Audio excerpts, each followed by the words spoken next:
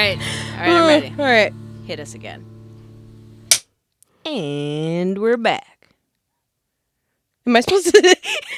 Wait. All right, we're going to do it again. Wait. I just listened to the episode where we mess it up, but then I listened to two more. We mess it up every time.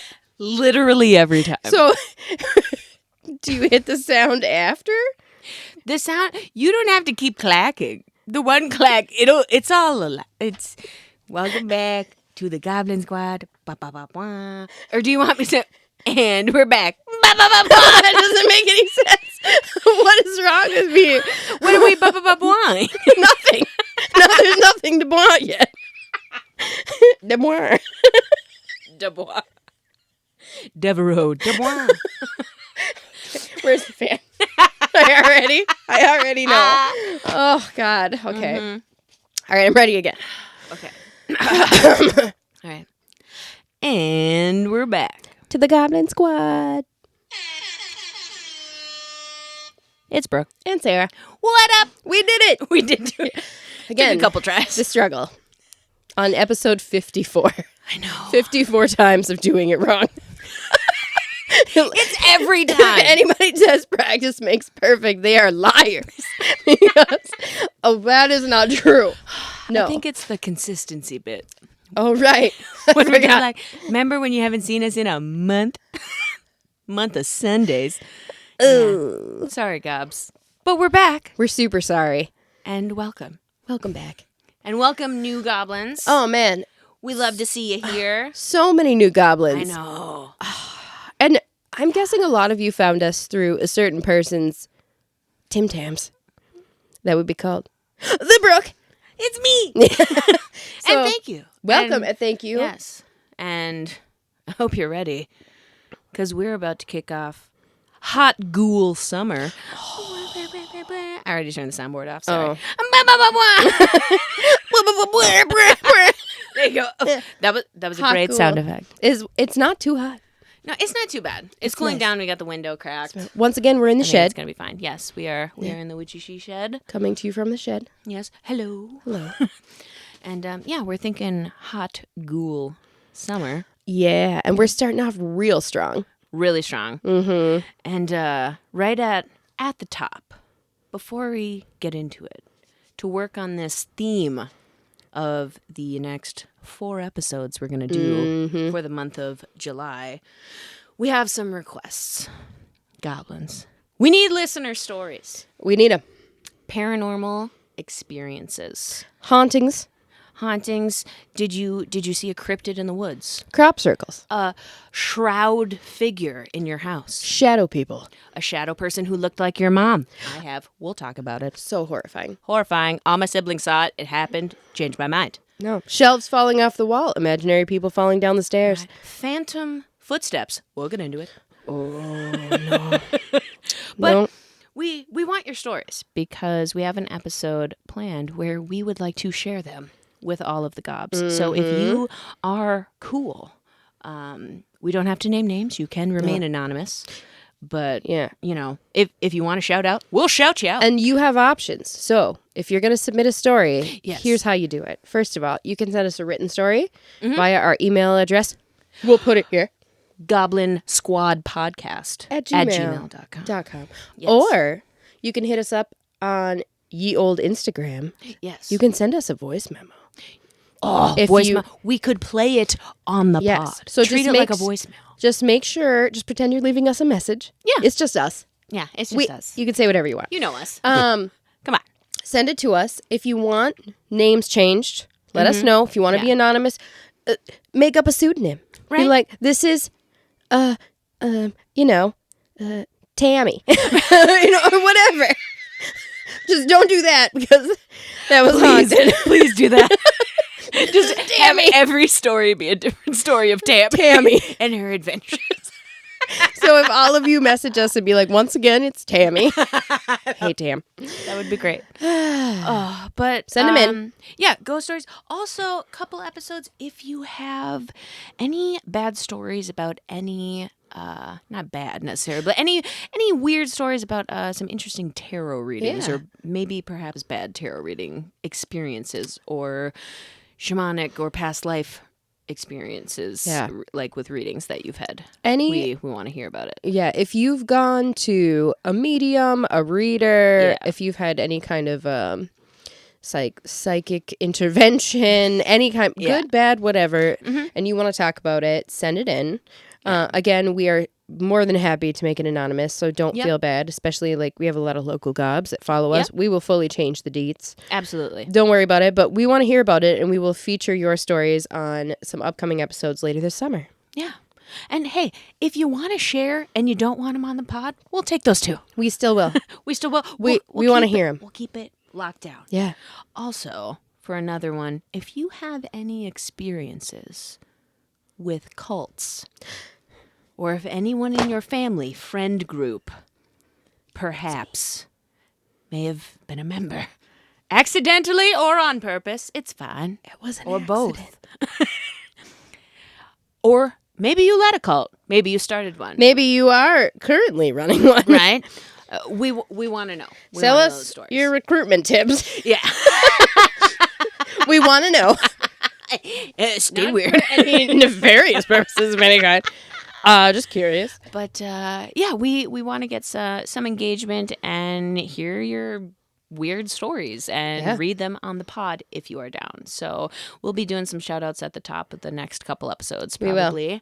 Asking for some stories, so just keep that in mind. Keep it in mind. And also, if I was going to start a cult.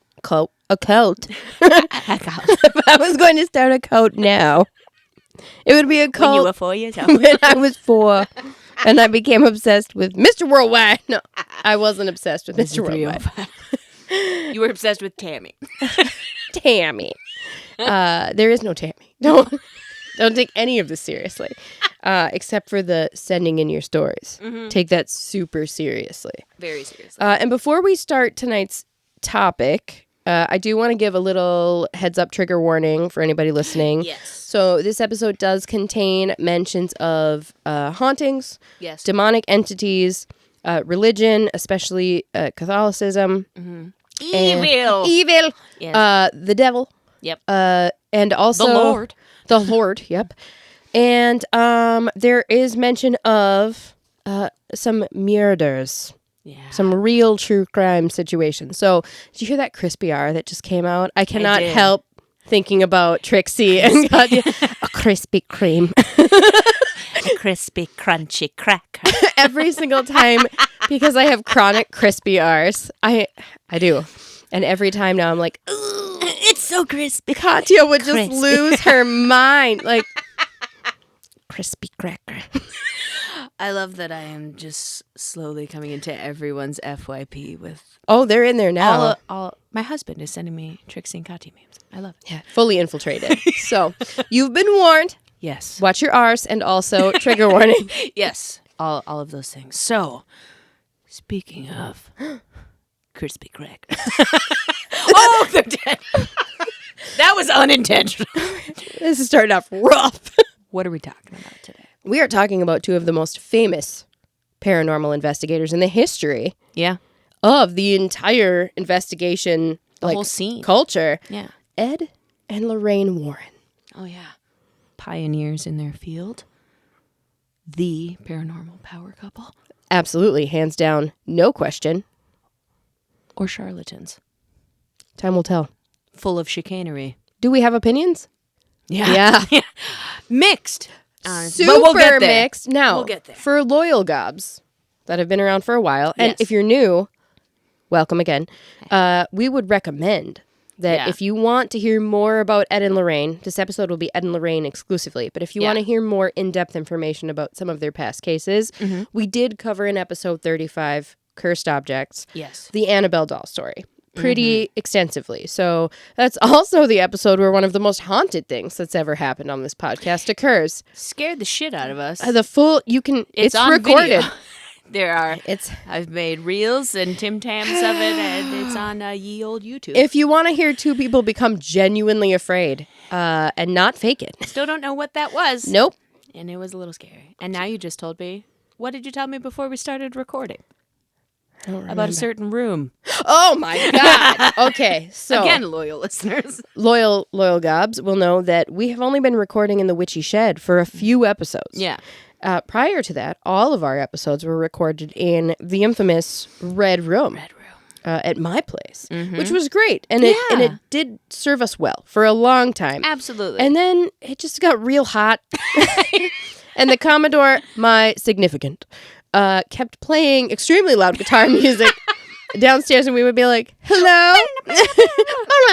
Sick guitar riffs would Pink come Floyd. floating up. I'm like, I hear the sonorous sounds of David Gilmour floating up the stairs. Or perhaps that's Slash. Yeah. So we decided we would try it over here. Yeah. And it was like a full refresh for us because the vibes. So the Red Room was what we just called it because it was red. And it was a room. That we were in. And through the research and watching videos of Ed and Lorraine, there is a moment that just made the hairs stand up on the back of my neck because Ed references in one of their cases that the room in which the subject they thought was causing some issues performed the witchcraft in the Red Room. And I was like, excuse me, what? And that was the only reference I found to it in that interview. It was just Ed being interviewed. Yeah. And I was like, this is not good. Which I'm going to take as a sign that we should talk about it. I think you're right. It was like from the past. It was from the past. It's time. Yeah. So in order to help people understand kind of the influence and impact of Ed and Lorraine, the first thing we need to do is address like the basics of who they are. Right. So Ed and Lorraine Warren were, as Brooke mentioned, a paranormal power couple. Yeah. And most recently, in the last 25 years, they've become known because of their fictional portrayals in several movie franchises, which have now been dubbed the Warrenverse. Yeah. Because it is a long list of films many of you have heard of, including not only Annabelle, The Conjuring, and many more, which we will get into. And so most people are familiar with the fictionalized version of Ed and Lorraine. Yeah. Very Love 'em. romanticized. Super. Less problematic. You know, Catholic, but toned down. Yeah. And so many of you have probably seen a lot of these films, and we will give an in-order recommended viewing list for those of you that are into horror movies.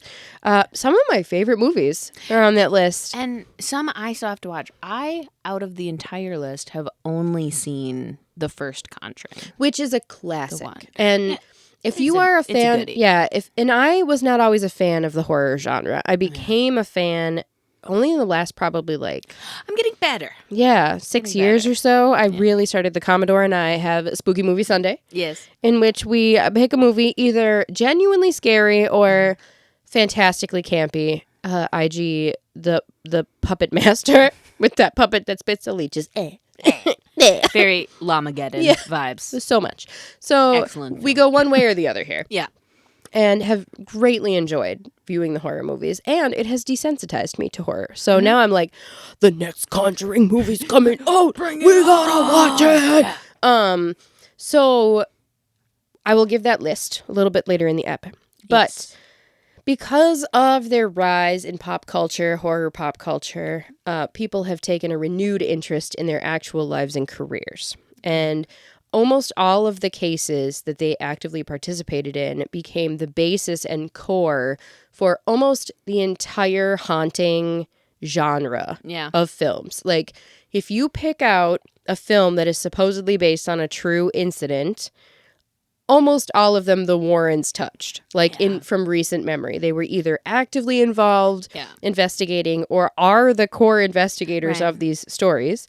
Or it's a nod to them, but it's not mentioned. Yes, in a certain Insidious franchise. Same actor. You know what you did. Also, the Insidious movie, the OG, some of the scariest jump scares ever. Oh, a couple moments in that film where, honestly, when the jump scares happened, I was like, oh, good God. Like, oh, no. And had to just take a moment to be like, left your body. I am so scared. Not since the OG Exorcist have I had feelings that difficult. So it'll get you. Insidious will get you. But it's confusing because it's the same actor playing a different character, but the actor's backstory is very similar to that of the actual Ed Warren. Yeah. So besides the Insidious franchise, which is loosely, like you can tell, strongly influenced by the history of the Warrens, plus that actor already plays Ed Warren in the Conjuring verse. Like a nod It to... It is. And there's a character named Lorraine in Insidious, like the whole thing. But I think the movies that really, really garnered them the most fame were definitely The Conjuring. But then the second most famous film is, of course, Annabelle. Yeah. Now, like I mentioned before, we talk about Annabelle in episode 35, so I'm not going to go deep into her lore. Go but to that one, come back. Yep, go to that one if you want to know about her, come back. But I'll just give the quick summary real quick. Annabelle doll in the films is like a completely different looking situation. If you've seen the promotional images... Here, for she's like a terrifying looking blonde doll with pigtails, and it's awful. In actuality, the Annabelle doll is a giant, oversized Raggedy Ann, which is almost creepier, honestly. Again, episode 35. Because Annabelle in the movies gives me like Bride of Chucky a little bit. And it's actually, more like ventriloquist than doll. It reminds me of the Goosebumps ventriloquist stuff. Yeah, like. Almost the exact same vibes. Yeah. To be honest, if it was a Raggedy Ann doll, it would be so much scarier. I think so, in my opinion. I think they tried too hard, because the thing about the Annabelle movies is that, like, I wouldn't put that doll in my house. If someone was like, this is my doll from my mom, I'd be like, what the hell is your mom doing? Here's this child-sized doll. No. With shoes on. It's like the my-sized Barbie from hell. Like, nobody's putting that in their house and just be like, it's beautiful. Nobody's doing that. No. If they had used an actual Raggedy Ann doll, maybe there's like a fight with the Raggedy Ann estate or something. Like they couldn't use her likeness. I don't know. Oh my God, I wonder. They couldn't get licensed. They might not have been able to. I mean, she's an icon. She's a legend. Yeah. But in real life, she's a Raggedy Ann doll. She's ginormous. And in 1968, she was a gift, supposedly, to a young student from her mother, and insanity ensues. After the case with Annabelle, the doll ends up with Ed and Lorraine in their possession. Crazy shit happens to Ed and Lorraine after they take possession of this doll. And long story short, Annabelle ends up sealed in a box in their Museum of Occult, Haunted, and Cursed Objects in Connecticut. Connecticut, yes. Yeah. Connecticut. Now, it all goes down in Connecticut. In these stories. Don't sleep on Connecticut. No, it's crazy it is over small, there. But it is haunted. Connecticut, Rhode Island, New England is the most haunted. That whole East Coast. It's a lot going on. Something's going on there. So you would think that like this is cool. Those movies were really fun, you know, like whatever, this doll, no big deal.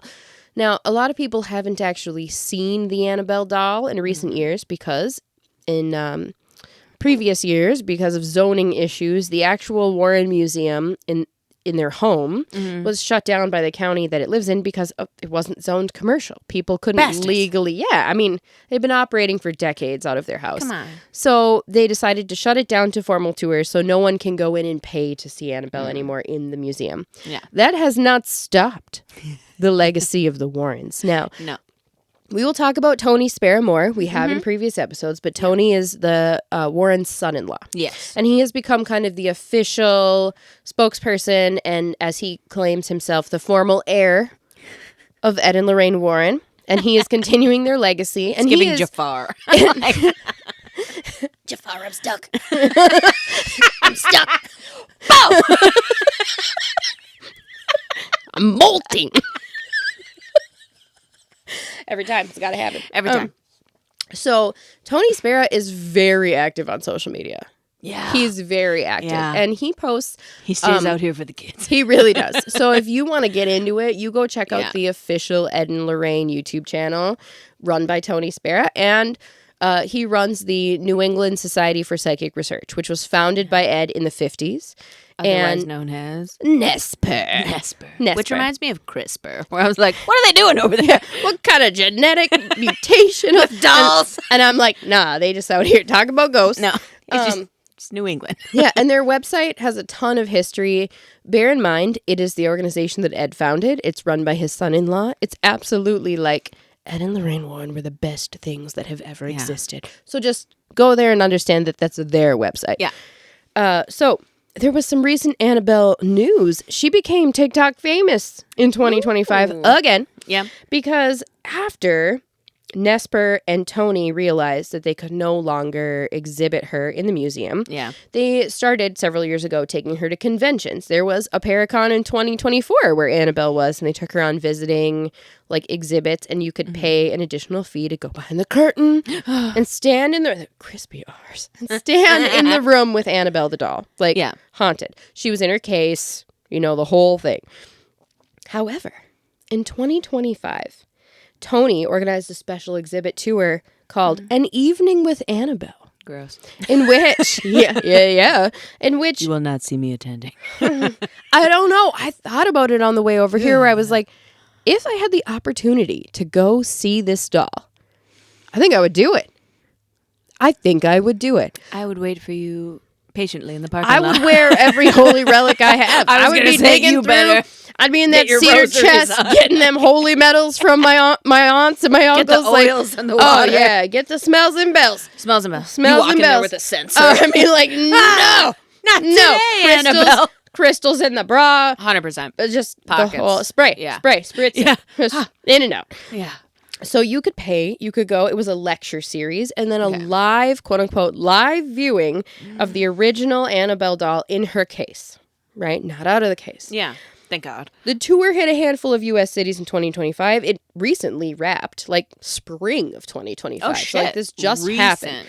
And it became famous because the most publicized stop on the tour was in New Orleans. Yeah. While the tour was going on, that horrifying plantation... That started on fire? Where Ryan Reynolds got married, where everyone was like, what are you doing? That burnt to the ground. Same and everyone day. was like, yes. Fuck burn that it. plantation. So, burned to the ground the same time Annabelle was in New Orleans. And just fully like... Did she use her evil for good? Well, so TikTok was like, did Annabelle... Because there were these rumors that Tony had lost her.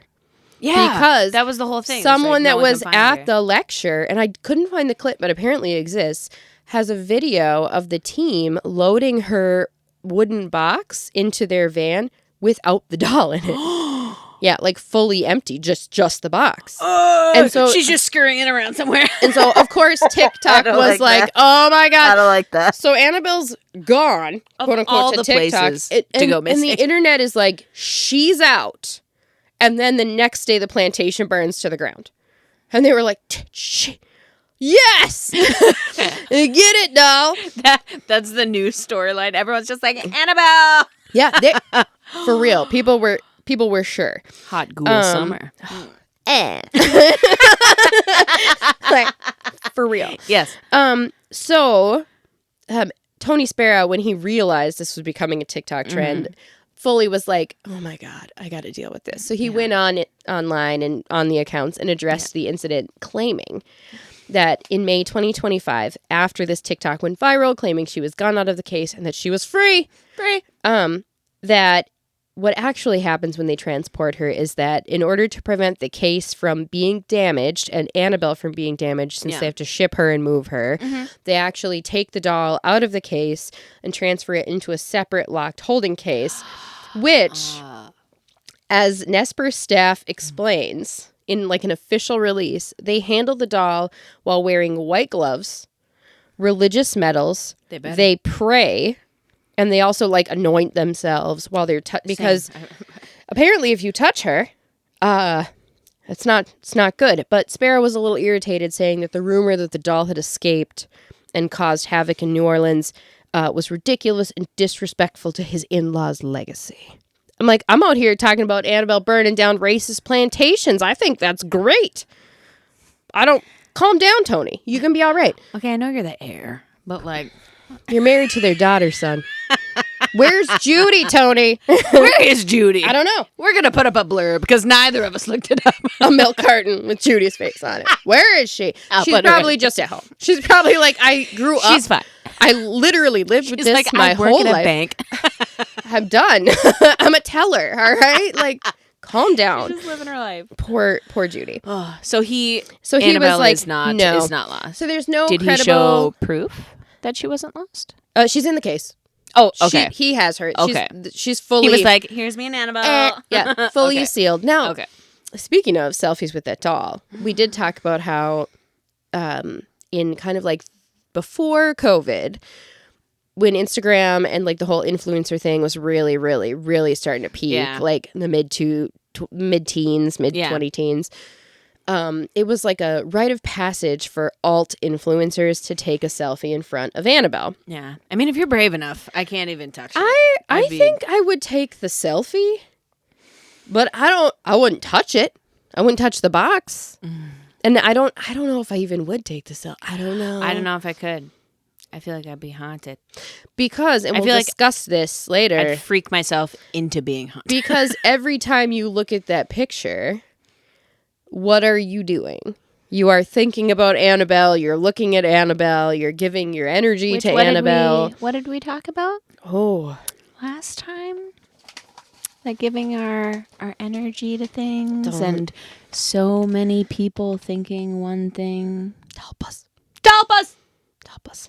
Also, mass hysteria and fear states, which, in a totally unrelated note, which we did not discuss before recording, I was listening to a separate podcast this week where it was a discussion on how there's scientific research, and it has been done multiple times, on the power of scent as an ability to trigger mass hysteria and or fear. And actually, I'm going to link a reference to the episode because it was Aaron Mahnke from Lore who was talking about it in a recent episode. Love Lore. And he was discussing the United States military's experiments on using the sweat from individuals who were skydiving. Half of the individuals skydiving were experienced skydivers, and half were people who had never jumped out of a perfectly good airplane. And they connected absorbent pads to their armpits. Yeah. They're just like, collected their sweat. No. And then they just got maxi pads under there. Gave this, like, exposed people to the smell of the sweat while connected to equipment. Pheromones. Yep. Well, heart rate. They did all kinds of scans, and they told people that they were getting the sweat from these skydivers. Like, so they told them, but they lied to them. And they gave half of them placebo sweat and half of them the real sweat. Blind study. And then the results were cuckoo bananas. Did people have fear responses? Legitimate documentable physiological changes when exposed to the sweat of the people who had jumped out of the plane and were terrified. What? Versus the people who did not. And people who thought they were like, yeah, oh my God, I'm feeling, and there was no change. And the people that really were smelling it were like, oh, having just fully freaking out. Yeah. Ugh. And that raises a lot of questions. United States military. What are y'all doing? Weaponizing fear? Imagine if a fog, and this is what Aaron Mahnke said, imagine if a group of protesters is out and a fog rolls over them and all of a sudden everyone is terrified. I'm like, wasn't that the plot of The Dark Knight with Christian Bale? Didn't Batman save people from a cloud of Cillian Murphy's fog? Like, I feel like that's the plot of that whole film. Oh, my eyes watered when you said that. I didn't like that. Yeah. Not the fear fog. Fear fog. Yeah. I don't like that at all. So if everyone is afraid and everyone smells fear, which you can, in my opinion, then mass hysteria. Dolls running around. Tulpas. Tulpa dolls. Tulpa dolls. That smell of fear. This smelly smell. Smelly. Trophies. Evil. Every time. So there's no credible evidence that Annabelle was ever misplaced, lost, or burnt a plantation down. But if she did, good for her. You know what I bet theories do exist? He replaced the doll. Well, so there is that too. But she is an unusual Raggedy Ann. Yeah. She's ginormous, first of all. She's huge. Also, she has a look like the wear on this doll and like the agedness. You could fake it. You could fake anything now. It would take an artiste. It would. You would really have to, especially with internet sleuths who can pick apart every picture. And that's a new tag, fan. Right? Like, yeah. Like in today's day and age, I don't know. Maybe. They were probably just shipping her correctly and doing their due diligence. The internet's Those white like, gloves and those plantations. She's gone. But also, if she did do that, love that for you. I do. That's Love that. one in the good for you column. I mean, maybe she's not all bad. She's strangling college kids. According to episode 35, she is all bad. Because, But she's not a racist. It's what she is. she's a demon, not a racist. Don't get it twisted. All right? No. Demonic entities, apparently not racist. Like they're out to haunt all people. Everyone equally. All souls equally. So Annabelle's not the only case that they're famous for. Obviously, we mentioned The Conjuring, Yes. which is based on the experience of the Perron family in 1971 in Harrisville, Rhode Island. So that's another one. A family that was supposedly tormented by the spirit of a witch from the 1800s named Bathsheba Sherman. That name. I know, it's a good one, right? That's a witchy name. And the Warrens determined through their investigation and research that this witch supposedly cursed the land. Now we're going to talk about their research in a minute. Supposedly cursed the land so that all inhabitants would suffer, i.e. injuries, torment, fear, and ultimately death. It's giving witch bottle, baby. It's giving witch, yes. This case was the inspiration for, obviously, the movie, The Conjuring, which came out in 2013 and features the basically big cinematic debut of the fictional Ed and Lorraine, which has become a horror movie power couple. Yeah, they're Beloved. They're iconic. Amazing. Whatever you think about them, good or bad, famous, infamous. They're We were talking big about figures. if Ed and Lorraine Warren from the Conjuring verse movies were simply a fictional couple, made for the movies, stan 100%. Like, they'd be the most romantic. Oh, my God. If it wasn't a horror movie, Oh, people would be like, they love each other so Meredith much. and Derek. Oh, Actually, man. Ed and Lorraine. Ed and Lorraine. Yeah. And in an interesting note, Lorraine was still alive and was a consultant for the filming of The Conjuring. So keep that in mind. She didn't pass away till 2019. 2019. At 92. She was old. Yeah, and he was 79. I think 2006. Yeah, Ed passed away. Yeah. So both of them, unfortunately, have since moved on. Yeah.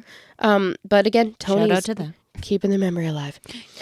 So the Conjuring case, I think, became the Conjuring case was probably infamous in recent memory because of the films. Yeah. However, it is not even close to the most famous case. A case that has entered horror, true crime, and just paranormal lore So many offshoots. to the point where everyone references it, whether they have seen it or not, or read it or not. And that, of course, is Amityville. Yeah.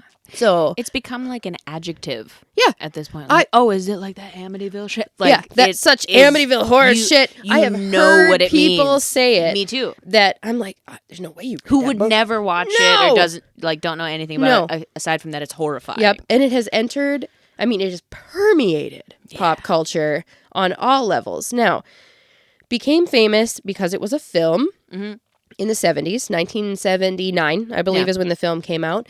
However, the film is based on a book, which was written and published in 1977.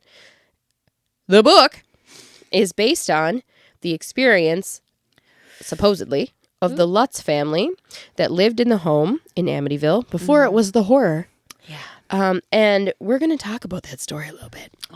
Because Let me have it. Amityville, I think, is probably the most iconic and the most controversial, in my opinion. I think that many of the Warrens' cases are controversial.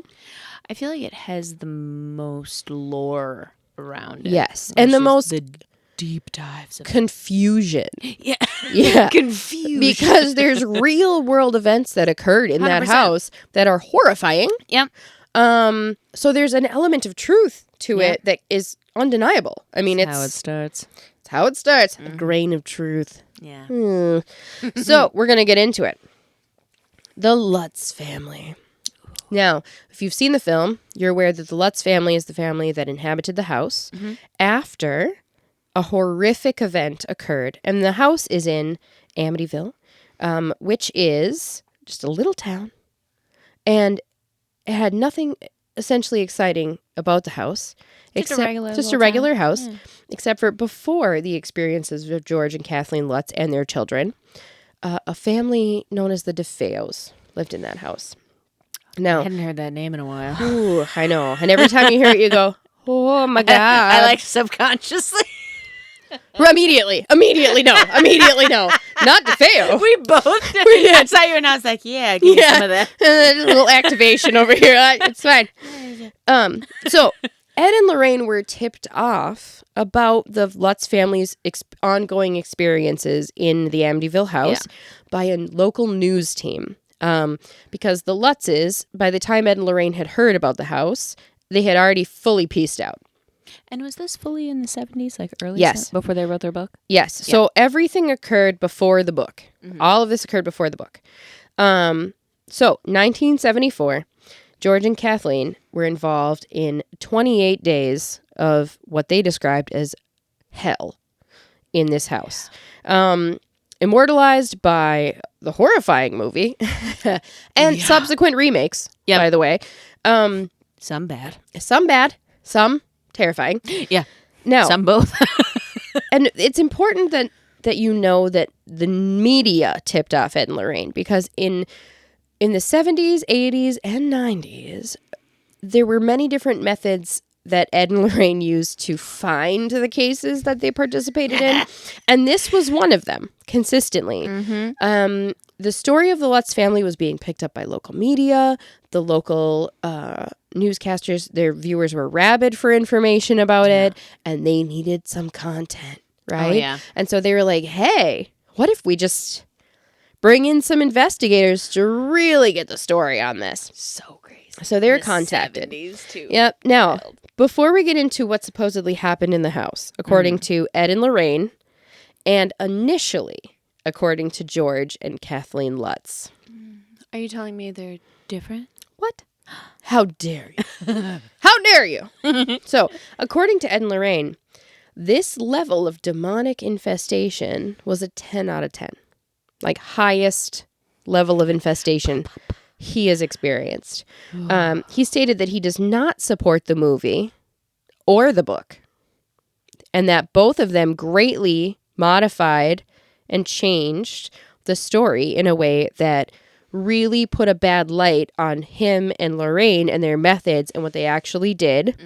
And were basically like a shock and awe. Now, personal opinion, Ed was pissed that he wasn't involved in the production of the book and the movie. Yeah. Ed would have loved The Conjuring. But a showman. Absolutely. Yeah. Born and bred. 100%. He was doing stage work. And he claimed that the events in the actual house were substantially more horrific than what was shown. How that movie is terrifying. Flies, goo, blood, pig demon. Her name is Jody. Don't get it twisted.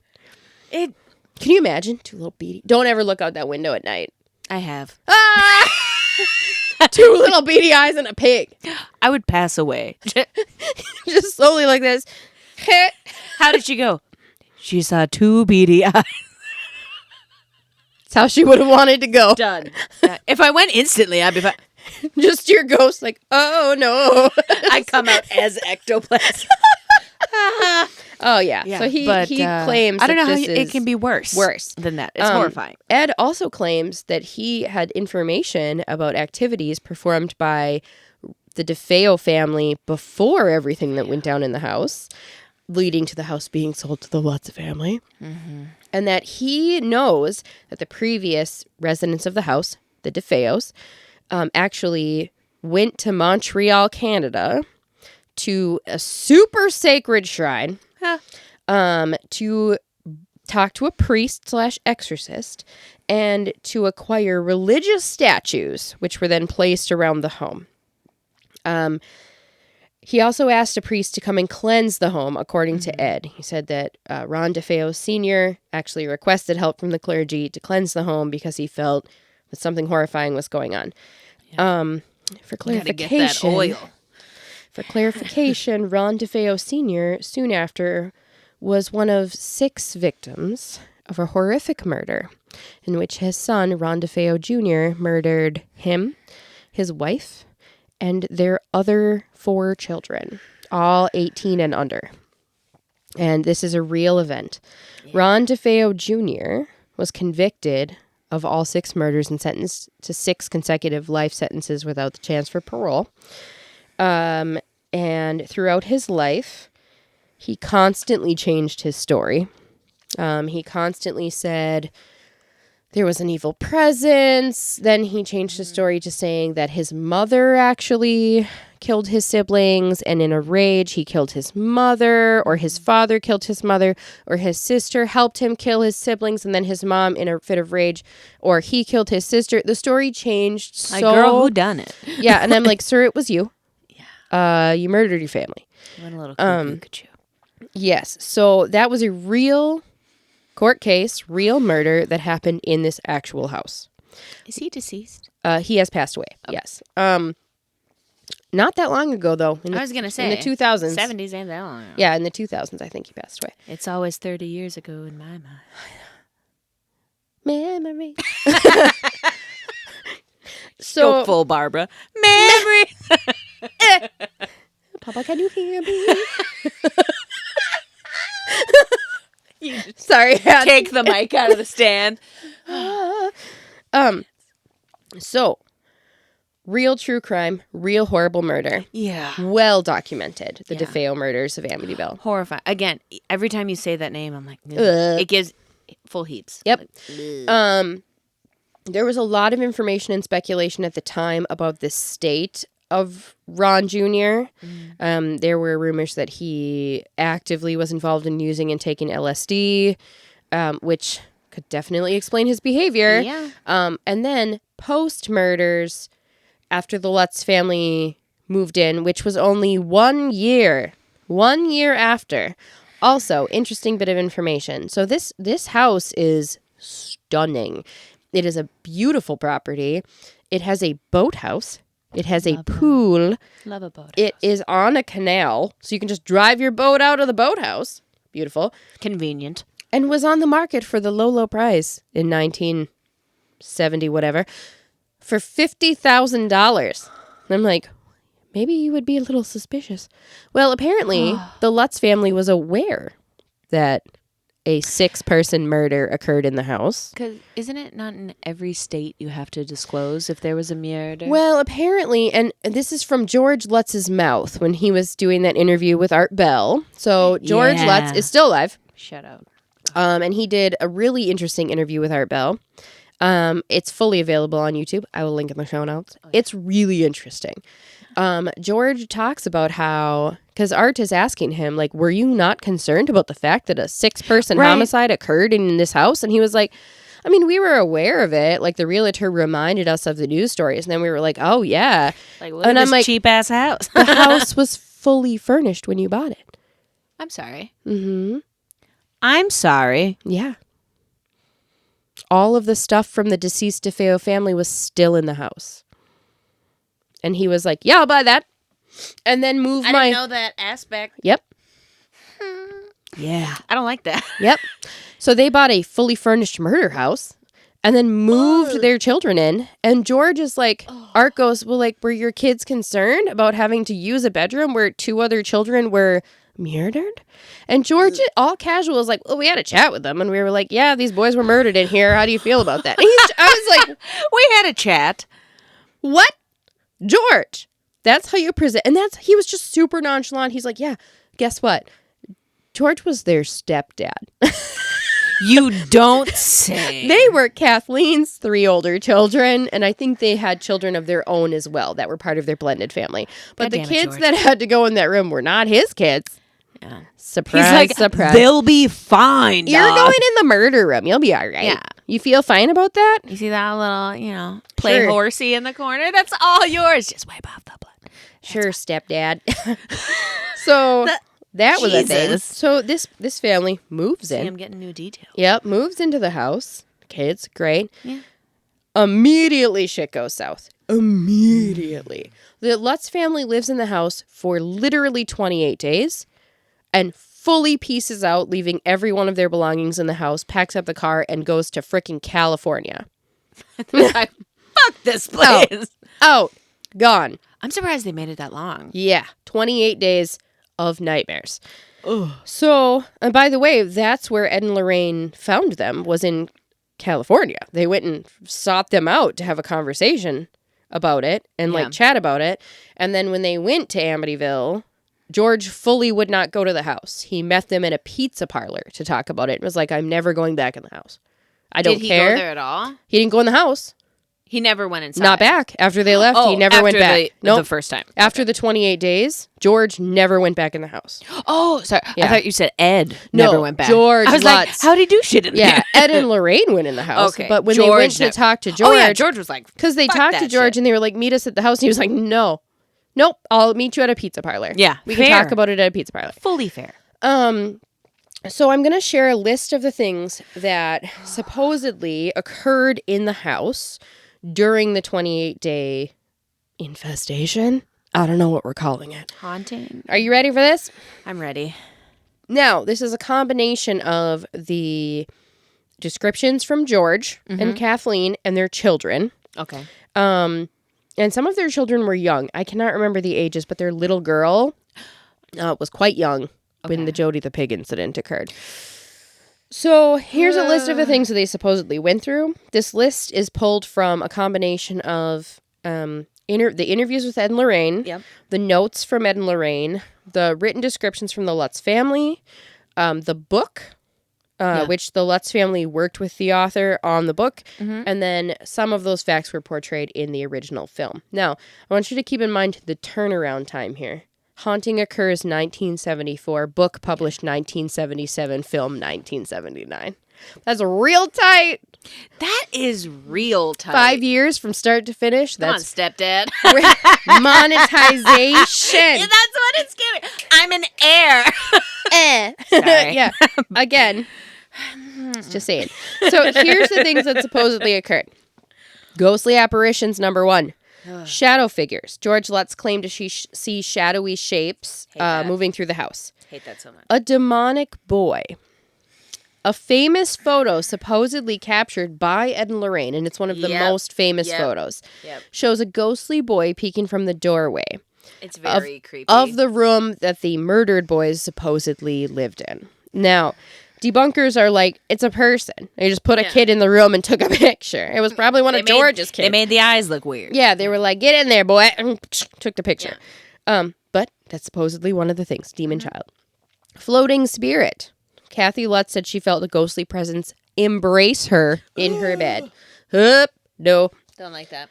The one that gets me the most. Jody the Pig. Ooh. In the movie, it's the worst. It's the literal worst part of the movie. It's the worst. So I lied. I've seen 2 movies in this universe. Yes, you've seen Amityville. I've seen it. Yeah. I've seen 2. Yeah. So this is what I would consider the scariest part of the story is Jody. Now, Jody was an entity who was a giant pig with glowing red eyes. Right. The daughter, Missy, often referred to the pig as her imaginary friend. Ew. And said that Jody told her that she could live in the house forever and that she would come visit Missy at the window of the house and look in. Jody supposedly told Missy, like I said, that she could live there forever and be her best friend. And then George claimed that when he went outside of the house after the eyes were viewed through the window, glowing red eyes, that he found hoof prints in the snow. Hate that. Outside. And I was like, cloven hooves. So terrible. I hate the hooves. Mysterious odors. The family reported foul, unidentifiable odors appearing and vanishing, often described as sulfurous or like rotting meat. Strange noises, doors slamming with no cause, heavy footsteps, loud bangs. And then there's the marching band. George claimed to hear constantly a marching band tuning up in the living room in the middle of the night. Swarms. It's like an oboe. Yeah. Trombone. And the saints go marching in. Yeah. That would be kind of like scary. If you were woken up in the, like, imagine, dead and asleep. there's nothing there. 1:33 a.m. asleep. And then you just hear. I would probably think I have like died or I something. would wake up and I would be like. What kind of spirit's taken over my TV? What? I mean, immediately I'd be like, a cat turned on the TV. Or like, Right. someone turned on YouTube. And then you go But this was downstairs. 1974. But then imagine you go downstairs to nothing, and it's pitch black. Yeah. No internet. No giant televisions. No any ability to fake a sound like, I mean, fully deceased. Fully. Ectoplasm. Yep. And then there's the swarms of flies. Oh. In the middle of the winter, they found swarms of flies in an upstairs room referred to henceforth as the sewing room. The flies would reappear even after extermination attempts. Now, this one I find hilarious because are you familiar with attic flies? I feel like we've talked about them before. Yeah, because I encountered them at a friend's house. Yeah. So shout out if you're listening. I won't out you. It's not your fault. You have them. So I have some friends that live in an old building that they converted into a house. And in the fall, they have constant issues with attic flies. And we were spending some time with them and they were like, hang on. And it was silent for a minute. And then they were like, based on the buzzing, we need to go deal with the flies. And then like fully paused our interaction. I was like, what? Do you have a dead body up there? So the flies just appeared in the house. No idea. And they were like, we vacuum them up like 5 times a day. And they're called attic flies. So in the fall, flies like basically come in and they're looking for a place to be. And it's often in old buildings and houses. And they go in the door frames, like in places that flies. That happens in this Yes. shed. Yep. And it's like We've been in here. like They've been on the my pod. house has ladybugs. Yeah. You know, they get in between siding and fences and everything. I'm then, here now. Yep. And then they just keep appearing. So anytime your house warms up in the winter, bleh, they come out. Yeah. Which, so the flies, I was like, it depends on the quantity. But if you also have a bunch of weird ghost shit going on, that would freak me out too. Well, and I'd if be you- like, but also flies? No. A plague. And if you're in the 70s and you're paying for an exterminator and the flies just keep freaking coming back, you're going to start to lose it a little Especially because they were using the good shit. bit. I know. And we're messing around. You know what I Kill mean? more than flies. Dancing in them clouds, exterminating gas. Running behind the planes when they're dropped. Crop dust. Yeah.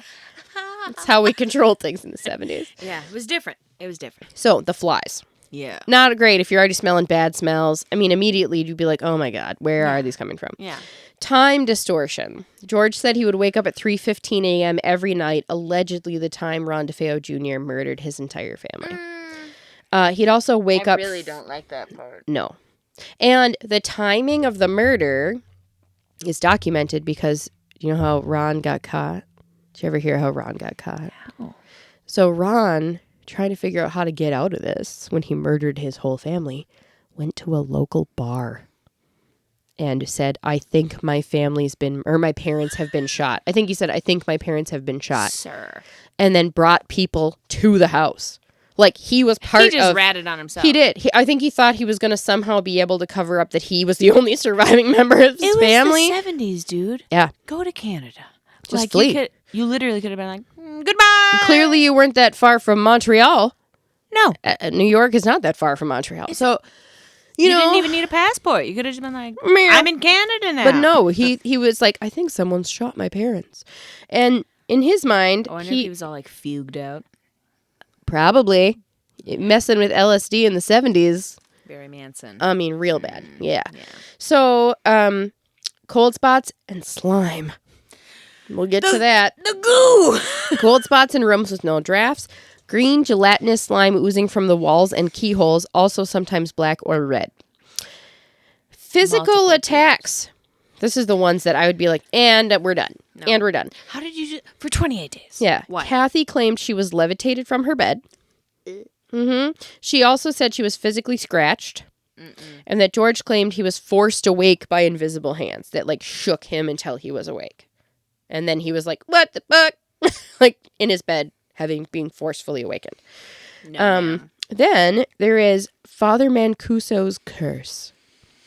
So in the book and the movies, the character is referred to as Father Mancuso, but he is based on a real priest, Father Ralph Ray Pecoraro. Shut up. And George Lutz mentions Father Ray multiple times on very friendly terms in the interview with Art Bell. And Father Pecoraro says he was physically slapped in the face when they brought him into the house because George and Kathleen asked him to come in and bless the house when they were going to buy it. Yeah. They were like, there was a murder times 6 in here. Can you come in? And Kathleen was Catholic and George was not. And it was part of her whole, like, I would like a priest to come bless the house. Yep. And so they had Father Ray do it. And George said he had met Father Ray through a separate from his previous marriage in which his wife had requested an annulment through the Catholic Church. And he didn't know what it meant. And should we get annulled and what was happening? But George wasn't super Catholic. He was like, I get it, but also I don't know what any of this is about. Not a practice. But he met Father Ray that way. And it turns out Father Ray was like...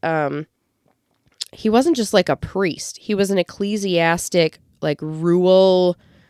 I don't know. There's a term for it. I will have it in my notes. But it's the priests that determine which rules can and cannot be broken in the Catholic Church. Like if you want an annulment, what you have to do, like interpreting he knows church the lore. law. Yeah, church law. So he was like essentially an ecclesiastic lawyer, basically. Okay. Like he was a church that interpreted the law. Yeah. Yeah, a priest who They're interpreted like, can we do church this? law. Yes. No. So he met him through the annulment process from his previous wife, and they had many a conversation on the phone. Okay. So they were like, hey, Father Ray, will you come do this? And he claims that when he went in the house, he was physically slapped and told to get out by a disembodied voice. He also expressed concerns about a specific room in the house, and he just mentioned to George in passing, hey, what are you going to use that back bedroom for? AKA the sewing room. And he was like, oh, I don't know. Kathleen says she's going to sew in there. And then, according to George, Father Ray is like, okay, nobody's going to sleep in there? And he was like, no, I think we're just going to use it as a sewing room. And he was like, okay, all right. Haunted and garments. He said Father Ray seemed like interested in what we were going to use that room for and kind of expressed that the only spot in the house that made him feel very uncomfortable was the sewing room. Father Ray later claimed that he suffered blisters and illness after visiting the house. Not the blisters. So, Ed and Lorraine became involved through the newscasters. So, George and Kathleen fully moved out. Like, fuck this shit. Yep, out.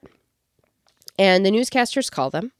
And Ed and Lorraine decide that they want to meet with the Lutzes and have a discussion about the incident, the case. And Kathleen fully not doing it. Nope. No, thank you. Not interested. George is like, fine, I'll meet with you, but at a fucking pizza restaurant. I'm not. Yeah, no. No. I'm going to write a book about it later.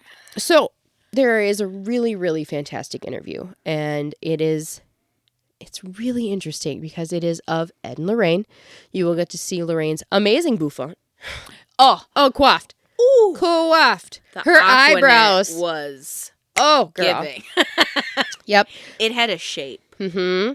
It had a permanent shape. I mean, I never saw it. There was never a hair out of place. Lego hair. Oh, yeah. It's giving stepmother from Cinderella. Like, just on. Amazing. Now, the interview that I watched was actually Ed and Lorraine being interviewed about the Amityville case by none other than son-in-law Tony Spera. Who conducted many an interview of his parents-in-law. Staunch supporter. And apparently, Ed was a big fan of his son-in-law. So they spent a lot of time together. It wasn't like a contentious... that makes more sense. Yeah, it wasn't a contentious relationship. They were very close. So in this interview, when I was watching it, my whole thing when I was watching it was like, I want to see how they talk about the case, how they present themselves, how they present evidence, quote unquote. If they discuss what they did, if they discuss things that happened. Yeah. And the interview starts out very interestingly because Ed is incredibly defensive about it. And he's defensive about the fact that because the movie and the book made this story famous, many a copycat claimed they had gone in, they had been in the house, they had seen it, they had photos, and Ed is fully like, no, none of that is true. We are the only people that went into that house, along with the team we brought with us, and we are the only people that took photographs of the house. If you see other photos, they are fake. Ooh. We are the only ones that have these official photographs, and we have over 200 photographs. And Ed is like, and that's that. I mean, like, big if true. Right. Yeah, for real. Because also, again, if true, I'd be kind of pissed too. Yeah. And I go in with my whole team and all these people are like, yeah. I was in there. Huh. And so like different perspectives, like I'm not even looking at Ed at this point as any kind of a charlatan or a shyster. Yeah. I'm just like, if I was Ed and I had done this whole thing and then people are like trying to profit off my work, which I totally understand in life in 2025. Here's looking at you. So if somebody did that, I would be like, fuck you. You know, like, so I get it. Ed was like, nah, son. Yeah. And Lorraine is just sitting there, perfect, celestial. Very poised. Ominous a little bit. Yeah. Like she could either curse you or save you, but you don't know which one she's going to do. No. Which one she decides. Yes. So I'm going to run through some bullet points that I pulled out of the interview because it's very long. It's a 2-part YouTube. Very long. But so good. Like, put it on the background if you want to be creeped, but also really informed. Okay, so. It's the only way to be. It's amazing. In Hot Ghoul Summer. Hot Ghoul Summer. In the interview conducted by Tony, Ed, son-in-law, Ed mentions that Father Ray, who is mentioned in the book and the movies, is indeed the character Father Mancuso. So he confirms, like, that was a thing they changed. He was irritated because he didn't think Father Ray should have his name changed, but apparently they wanted to avoid any, like, additional attention on Father Ray, who was not a particularly public person. Right.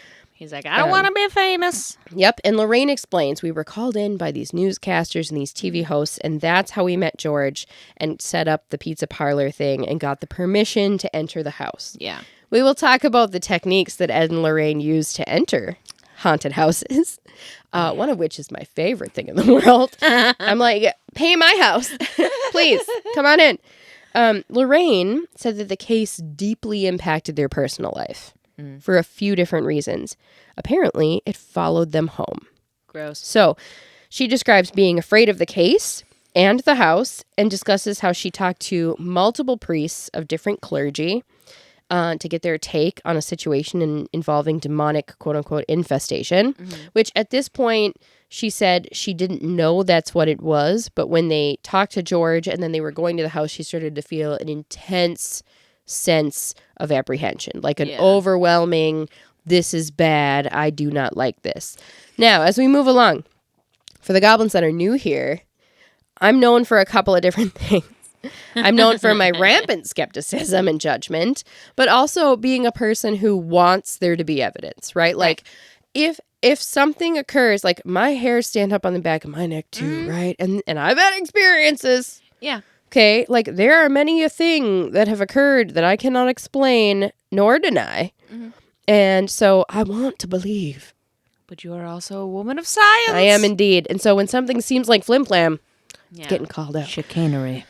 Charlatanism! So she was starting to feel like this immense weight. So the thing with Lorraine is, I personally believe, we're getting out of the objective here and into the subjective, my opinion. Something was actually up with Lorraine. I agree. I don't think Lorraine was devoid of skills. Like, no. I think, and I'm just going to give my hot take right now.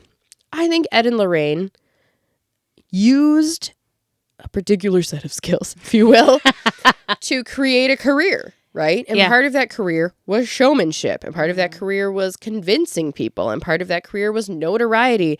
They were excellent at that. Yeah. They perfected it. I mean, they really did. They kind of borrowed from that storied tradition of street performing and vaudeville and horror, and they just used all of that to build this. But in my opinion, something is actually going on with Lorraine. And I agree. I think it's a little more of our boy Ed. Yeah, I think Ed was the showman. I think Lorraine I think he saw her. Yes. Because even, like, back into their history a little bit, it said when she was, like, in Catholic school, she would talk about, like, having visions. Yes. And shit. And people would be like, no, that's evil, or you're seeking attention. So she was just like, I'm just going to be a normal lady. Yeah. She did describe how she saw auras and lights around people as a young child and brought it up to the nuns that taught her. And they warned her, like, you need to stop. Do not talk about it. Do not mention it. Go pray. Like, this is sinful. And so she was fully like, okay. And then she met Ed, and he was like, do what now? Say what now? And he's like, hey, I was haunted by a horrifying, evil old woman. Say!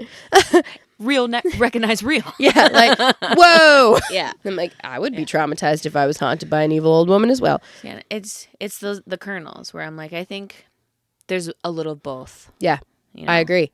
And so, because sometimes in this interview, Ed and Lorraine would be saying things and I'm just sitting there like, all right, I just gotta get through this. And then stuff would come out of their mouth that would just full goosebumps. Full. And Ed claims that when he and Lorraine met George at the pizza parlor, he said, Mr. Lutz, what happened to you in that house? And George's only response was, you know. And he repeated the question, no, I don't know what happened. And he said, you know. Ew. And he just wouldn't say anything. And at this point, Ed is like, George, I don't know. Like, I genuinely don't know.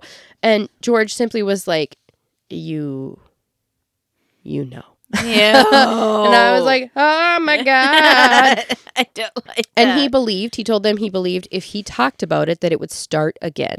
Yeah. Because according to George and Kathleen, they didn't escape the ghosts when they left. Apparently some shit followed them and things occurred in their new home after they left. And so George was fully like, I will not speak its name. You know, like, no, thank you. Fully fair. And at this point, Lorraine says something that just fully gave me the like, oh no.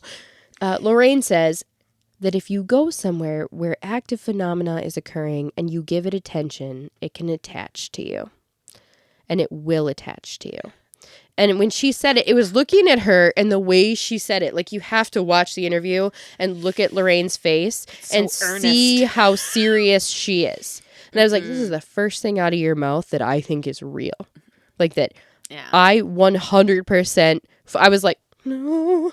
Because my thing, at the end of the day, if you are some type of charlatan, what have you, if you're exposing yourself to that many haunted houses, places, people, what have you, oh, shit's gonna happen. You're either gonna learn some shit, something's gonna attach to you, energy, you'll be exposed to something. So whether if it started as that, it became that. Oh, it whether did. they intended it or not. Oh, it did. And Ed describes the process for this investigation. So they go into the house. It's him, Lorraine, their camera crew, another medium, who I will mention later because she is actually interviewed by Art Bell. Yes. And it's the first time George Lutz has seen her or talked to her since the actual investigation. And George says in the interview, what do you mean Mary's on the phone? And Art's like, she's right here on the line. And he's like, and bring out Mary. That's exactly what Art did to him. Art trapped him, but it didn't go the way you thought it was going to go. Because when Mary got on the line, George was incredibly happy to hear her voice. And you can hear him say, hi, Mary. And she calls him a nickname. And I can't remember what it is, but she's like, you'll always be Dean to me. Oh, Dean. You'll always be Dean to me. She came right out of you. And then, I know. And she's like, apparently one of the mediums who was a mentor to Lorraine. And Lorraine included her, but she was never once interviewed or involved in the press circuit or the book or the movie. And she's like, yep, I was there with Ed and Lorraine. They called me in to consult on this. And George is like, yeah, she was there. Yeah. Hello. Yeah. Right. So they go into the house. Yeah. Right? Ed and Lorraine go into the house. They bring their team. They bring Mary. They have cameras. They have photography equipment. Mm-hmm. They have tape recorders. And they have a slew of basically items that they use in their investigations, along with religious items, because Ed and Lorraine both incredibly Catholic. Yeah, devout. The core of their entire investigative skill set is based on Catholicism. Oh, we'll get into it. Yeah. So Ed describes the situation that Lorraine goes with the camera crew upstairs. Yeah. Ed, who calls himself in the interview a religious demonologist. Self-taught. There's a whole book about it. It's called The Demonologist. Says he's carrying a crucifix and holy water, which are the weapons of Catholicism. A direct quote from Ed. These are the weapons of Catholicism. Spiritual warfare. Yep, indeed. Yep. And he said his entire strategy when he entered the house was to provoke. And we will get into that. Very controversial. Very controversial. Because that practice in and of itself. Recovering Catholic, not a thing you want to do. In fact, I'm going to mention a name. I'm not actually going to say the name later because my Catholic superstition prevents me from saying the name. Is it a demon's name? Yep. Don't say it. I'm not going to say it. I already knew. That's a request from me to you. I'm not going to say it. I will tell you the I context. told you about that fucked up experience I had. It's not a before You episode. don't say the name. No. Don't say the name. Skeptic or not, I ain't saying the name. No, I'm not bringing that down. Today, not in here, no ma'am. No. So Ed goes to just, let's get into it, right? I'm going to fight this demon. He's like, Bob. Yeah, with the fist. Yeah. His name's Bob now. Okay. Bob it. Twist it. Like, full. Excuse me. And he specifically says, I am not a clairvoyant. I don't have any like clear audio. I don't have any way of interacting with these entities. My entire job in this situation is to provoke it so that Lorraine can interact with it. Because Lorraine is described as a trance medium or trance psychic. And when she enters an altered state and is influenced, sees, hears, smells, all kinds of things, all the clairs, every clair. All the clairs. So Ed continues to talk through, and they're showing the pictures in this interview. So if you want to see the photos, you can find them online easy, but also they're in this interview.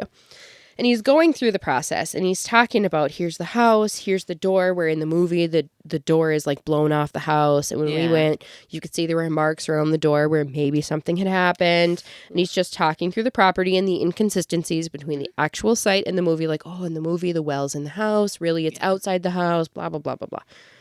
So Ed claims the inconsistencies in the events of the book and the movie can be explained by a very simple process.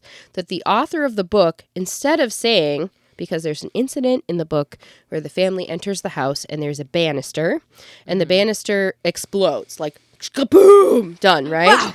But that didn't actually happen. The banister's there. Yeah. It's in the house. And what Ed said is, the author should have explained that it exploded through telepathic psychic projection, which is a thing that occurs in haunted houses. Now, if you're a fan of the horror genre, every horror movie in the history of all time uses this technique where a super terrifying thing occurs, all the furniture's stacked in a pile, everything, and then you turn around and it's back to normal. The Craft. Everything's covered in snakes. And then it's normal. Yeah. That's what he's referring to. Yes. And that's what actually was occurring to the family. Which is fucking scarier. And I'm like... Because you're in my mind. Yep. Don't like that. Don't like that. So that's what Ed says is what should have been explained. But that's not. It was explained as a real thing that happened. Right. And the family... And then just was undid. Yeah. And then all of a sudden it wasn't. Undone. Ed claims also, and this is where we go off the rails. Because now we're padding the lore here, okay? Like, we already have true crimes. We already have the murders. We have the haunting. And now Ed is trying to come up with, why is it haunted, besides the fact that 6 people were murdered there? This is where it starts to get controversial. Ed claims... multiple reasons. Oh, Ed. Ed claims that the Shinnecock tribe, also known as the Mantok tribe in the region, actually had a structure on the same location as the house in which the indigenous peoples put the sick, the mad, and the dying. What? Why would they do... Ed... and tell me what the people of said tribe have for the record, the tribe to this day is like, no. There's no evidence of any indigenous peoples inhabiting that piece of land at all. Also, it's incredibly insulting because then he suggested that they buried people, and it was the Indian burial ground. And the tribe is like, for the love of God, could you stop? Like, fucking no, honkies. This is not the poltergeist. Yeah, a crispy cracker. No, that was really funny at the beginning. Unintentional. Yeah, but apt. For real. So the tribe is like, no, please stop. Like, this is offensive. Like, there's no evidence because it's such a trope, and also right? it's easily debunked. Exactly. Like, there's no evidence at all. There's no. He just said it. He just said it. He's just adding some spice. And then as the spice is building, then Lorraine chimes in. And this is where it goes from Lorraine, the psychic medium, that I'm like, well, Lorraine, to Lorraine, the show woman, who's like, she claims that a man named John Ketchum, who was kicked out of Salem for practicing witchcraft. I'm like, people weren't kicked out. You know what happened to the accused? A murder. They claimed he fled Salem. He was a witch. He fled. He also, for some reason, built a shack on the exact same location where apparently the tribe had kept the mad, the sick, and the dying. And then, for some inexplicable reason, the shack was moved. And then, How are you gonna move a shack? Yeah, in 16 whatever. Like, what are you doing? This was colonial New England. Mules. People aren't lifting up. What are we rolling it like the pyramids? Why would we do that? Was it a very small shack? Apparently. Yes. So, anyways, a bunch of bullshit. So, yeah. John Ketchup. Yep. Whatever's John Ketchup. Home of the mustard. Like, come on, nah. Just too much. It is. It's just stick with the facts, sir. So because it's already scary. It's already horrifying. 6-person homicide occurred. We don't need it laid on that thick. No. So Ed then explains that the first time they went into the house, he felt extreme religious resistance. I don't know what that feels like, unless you're a kid who's like, I don't want to confess to breaking my rules. Like, what is religious resistance? I don't know. I'm still working that up. Like crossing your fingers behind your back. So sorry. Hail Mary. Resistance.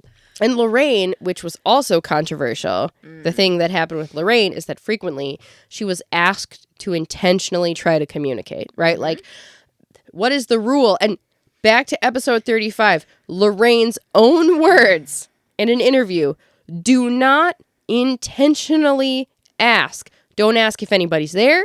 Don't ask who they are. Don't ask a single question. Don't mess with mediums. Don't mess with psychics. Don't mess with Ouija boards. This is from Lorraine's own mouth at an interview. You're mean.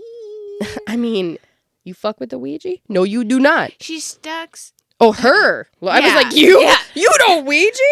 No.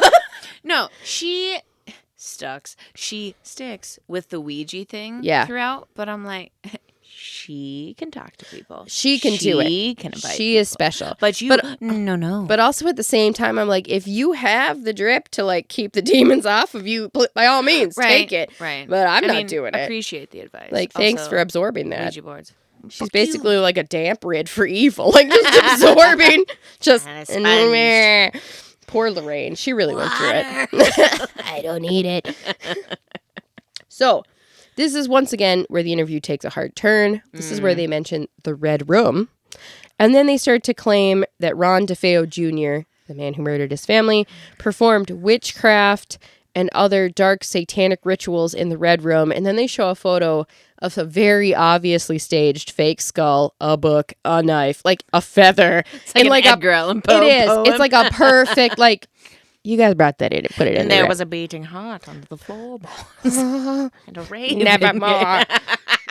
It was rough. I was like, ravens all right. say instead of caca. So it goes on and on and on, and they go through the entire thing, and you can absolutely watch it. But the whole point of it is that after the investigation and everything that wrapped, and Ed and Lorraine did everything, and they exorcised the house, and they did the whole thing, and they got rid of the demons, and they determined that there was a non-human, non-ghost demonic entity that had infested, and they call it a diabolical infestation. Oh, we'll get into the diabolical. Had taken over the house, and that they needed to exorcise the demons. Yeah. And they did that, and then according to Ed and Lorraine, the house was clean. Now, the book is written 3 short years after that. Yeah. How does the book come about? So apparently, the lawyer of the DeFeo defendant, the Ron DeFeo Jr., his defense attorney, had already started shopping around the story of the murders for a book deal before the Lutz family even moved in. Like, that's murders, trial, lawyer trying to get a book deal off of his client's experience. Yeah. Like, this is a big one. That's rough. So, he actually has a meeting with the Lutzes. And I'm going to share a little blurb from an article that was actually published in June 2024 on the How Stuff Works website, where they were explaining basics of Amityville horror, what you need to know. Yes. So, soon after the Lutzes abandoned the house, they met with William Weber, the lawyer who represented Ron DeFeo Jr., the convicted murderer.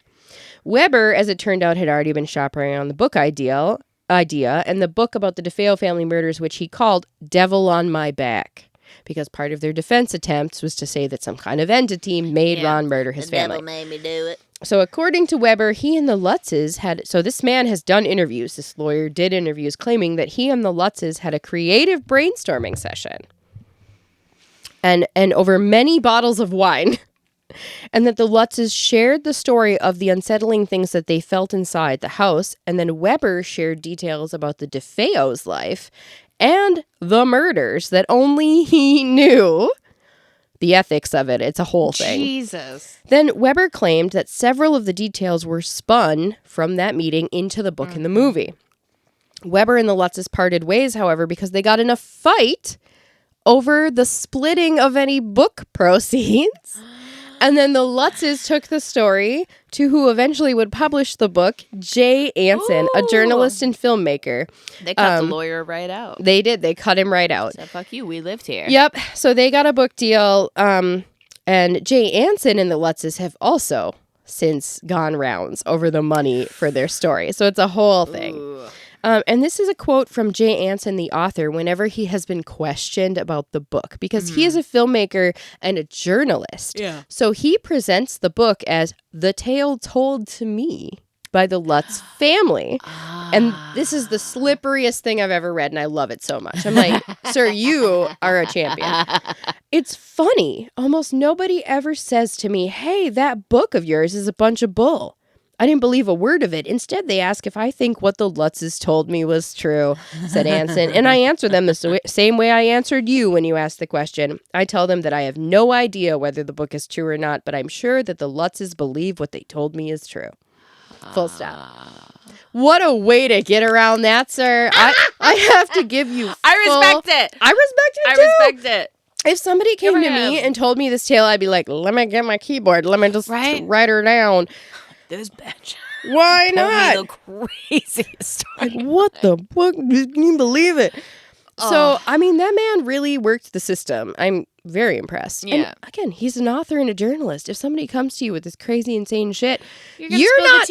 Honestly, too, ethically, there's no ethics flaws here. This is a tale told by a family, and they are saying it's true. It wasn't like coerced. No, and he is presenting it as true because they said it happened. So he is bulletproof. You're an interviewer. He's just bulletproof armor. Yeah. Fully fine. Now, again, this story, and since the Lutzes left, right? They only lived there 28 days. Book, movie. People live in that house, right? People have continued to live in the house. Now, since the Lutzes left, there have been no reports of any paranormal events, activities, or problems at all in the house, which, of course, skeptics are like, because it's not real. Because it's fake. I don't know what to... Because you made it up. Nothing happened. What about the photo of the little boy? Right? And Ed Warren's response to that is, or did we exorcise the demons? He's like, or am I a demonologist? Yeah. Here's my card. In case you have a problem in the future, here you go. It would be really bad. It's like I did my job. Yeah, it's what almost are like you doing? I was really good at it, and now you get to live in peace in a beautiful house. Thank you. And just accept the fact that 6 people died there. There's a boathouse. Right in. Just drop $50K. Murder house. So I mentioned a little bit about their methods, right? And the controversy surrounding especially Ed's provocational system and Lorraine's communication system. Tell me a little bit more about how Ed and Lorraine handled these cases. Do I have things for you? I'm ready. I'm so ready. So, the Warren method. Okay, I'm so excited for this. It's kind of first a mixture of faith and fear. A little bit. Basically religion. Say that. In a nutshell. We're talking straight Catholicism. So, Ed and Lorraine blended the Catholic doctrine they were raised under with folklore, psychic sensitivity, and a knack for performance and persuasion. It's great. But they were convinced that their faith was the ultimate weapon. A couple of spiritual warriors. Spiritual warriors. You know, I'm sure For the many Lord. a person with religious trauma has heard the term spiritual warfare. I was gifted a Bible. with it on the cover. Can you see me fully processing what you're saying right now? I'm like, interesting thing about Catholicism. It's fully understood when you are an active Catholic. Like, and when you're in it, especially if you're a kid, 100%. right? A couple things you need to know. Number one, demons are real. All right. Right. Okay. And they're coming And their whole job yeah. is to wear you down, Mm-hmm. and you use your faith basically like unbreakable armor. Yeah.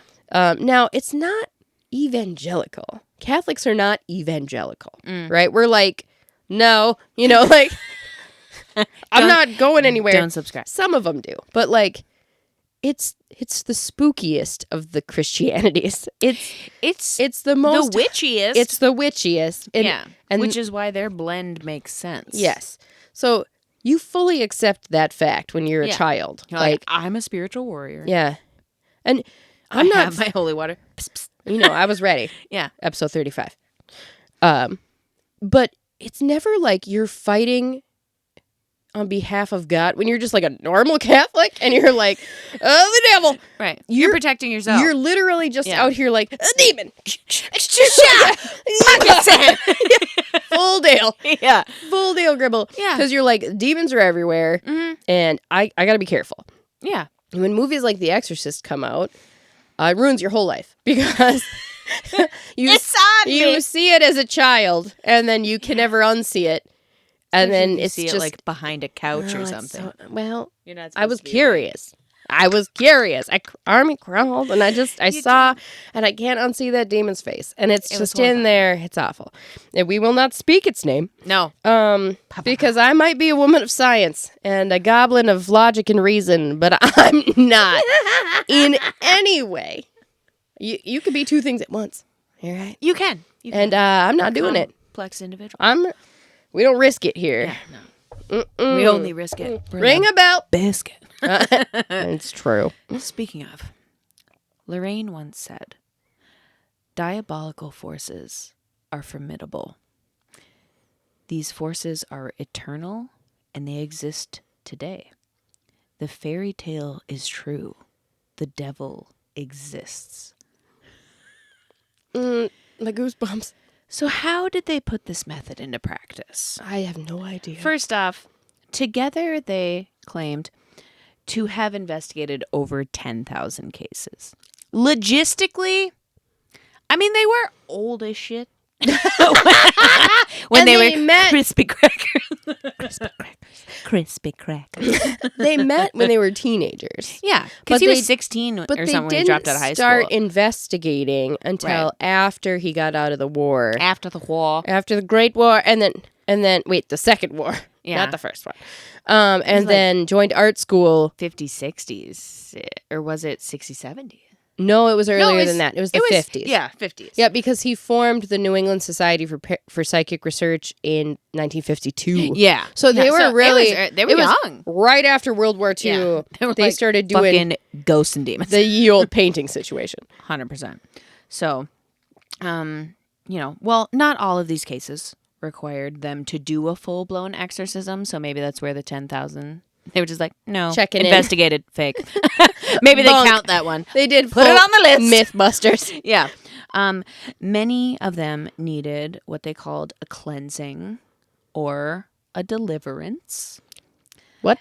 They performed these with a blend of religious tradition, intuition, a healthy dose of stagecraft, I'm in a trance. You gotta do the old roll your eyes back.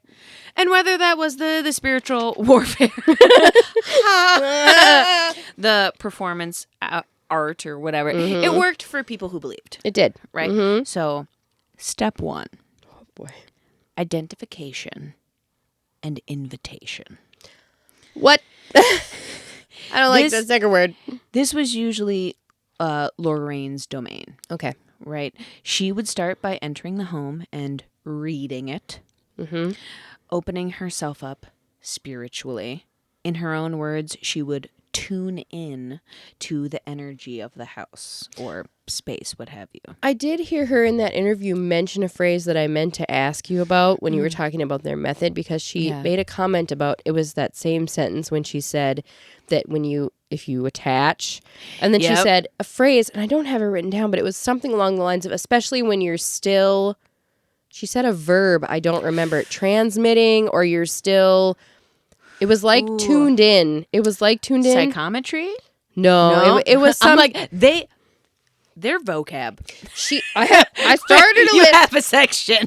I was like, what is that? I just kept. They have a lot of new fun terms. She said a word like processing or transmitting or something, like as if you're still connected to a frequency. Okay, yeah. So she's tuning in. She's like, she's getting on the wavelength, right? And she claimed to be able to sense a presence, identify its nature, whether human, demonic, elemental, or residual. I didn't know there were those two other things. Yeah. I just knew human and demonic. Oh, we'll get into it. We're talking about elemental. What, like the Fae? What are we? Is it like a golem? What are we? We're gonna get there. All right, I'm ready. And to feel whether the spirit was tied to an object, a person, or the land that it was on. If the spirit was malevolent, Ed would begin what they called provocation. This often involved reading scripture, praying, or sprinkling holy water to stir up activity. Just get her going. Ha! He's got a spray bottle. The people going. It's provocative. That's literally it. It's provocation. Come on. I mean, can you imagine him going in there and being like, "You son of a bitch!" Like, fight me. Cut off t-shirt. Fisticuffs. Like, see? Yeah. He's Ed. The idea being to get the spirit to reveal itself, right? This would often trigger activity, cold spots, moving objects, or sudden emotional distress if the residents if they were present. Lorraine often used personal items to connect with a spirit or entity, like jewelry, photographs, or heirlooms, known as psychometry. In several cases, she would hold an object and enter a light trance. We're trancing. For those not watching the video. I fully closed my eyes to open them. You're doing the same thing. For those not watching the video, we are in a trance like that. Trance. Okay. To describe the person who owned it, even if they were deceased. Okay. She once described in great detail a man who had drowned decades earlier while holding a rusted pocket watch, and identified the lake where it happened, which the family later confirmed. I'm telling you, Lorraine. Like, this coaster. I mean, kind of. I'm telling you, Lorraine. I'm sorry, but I think Mama Lorraine is maybe the real deal a little bit. Yeah. I mean, smells and bells and all the performance, but we're also joking, but also I'm like, I don't know. I don't really. Yeah. Lorraine. I mean, for real. Shout out to you, Lorraine. She claimed that some objects acted as conduits, almost like spiritual batteries, especially if trauma was involved. In many of her lectures, Lorraine noted that she could sense the difference between residual hauntings, like a spiritual echo, and intelligent entities. Ooh, I don't like that. I'll take a spiritual echo all day. Thank you. 100%. Okay. As well as whether the presence was human or inhuman. It's an important distinction. We can deal with a garden variety ghost all day. One of her most chilling statements came during the Donovan family case when she said, "This is not a ghost. It never lived, and it hates that you did." I don't like it. I hate that so much. I don't like it. Get away. Spit it away. I'm turning Light like some old candles. witch lady. Get the evil away. Yeah. So that's step one. Like, that's hello, ghost. What are you, Bill Murray?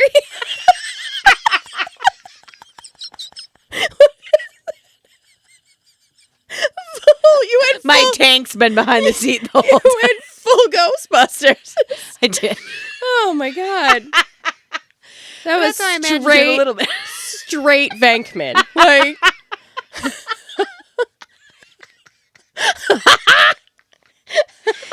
Oh, that's God. great. Yeah, so step 1. Mm-hmm. Step 2, documentation. Okay. Ed was a big believer in the power of proof, funnily enough, even if the proof didn't always convince skeptics. He carried cameras, tape recorders, and sometimes brought along other researchers to collect evidence, mediums, what have you. They would often record EVPs, electronic voice phenomena, take photographs, or film the space. Ed believed in having physical evidence, though much of it was blurry at best. You know, Aside from that haunted boy, which it was a could boy. just be a boy. A boy. Get in there. We're taking a picture. Put white light on his eye, like a deer. Spooky. Called a tapetum lucidum. Look at Like, it. do I People, get candy laid? people don't have a tapetum lucidum. Someone just has like a mirror. That's part of the issue with that photo is that people are like, but it has like a reflective look like an animal, but humans don't does. have a tapetum lucidum. Because it was a ghost. Right. It was a ghost.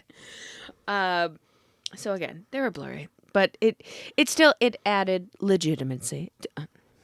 Let's try that word again. Legitimacy. For the clients, and gave the Warrens material for their lectures that they often did in their books later on. In the Perrin case, Ed reported capturing strange temperature fluctuations and used Polaroid photography to try and capture light distortions. He often cited these physical changes as signs of a presence shifting through the space. Lorraine claimed certain photos showed spirit orbs, which We've the Goblin Squad may have caught a time or two. maybe captured a few. Shout out Grand House episode. You know, could have been dust. But also, it could have been Pete. Could have been Pete. I think it was Pete. Something was going on in that bathroom, and no one can change my mind. I know we joke around about it, but it felt like a weight was pulling you down. It was very heavy. Very strange. It actually sounds remarkably similar to Ed's description of the extreme weight he experienced in the basement of the Amityville house.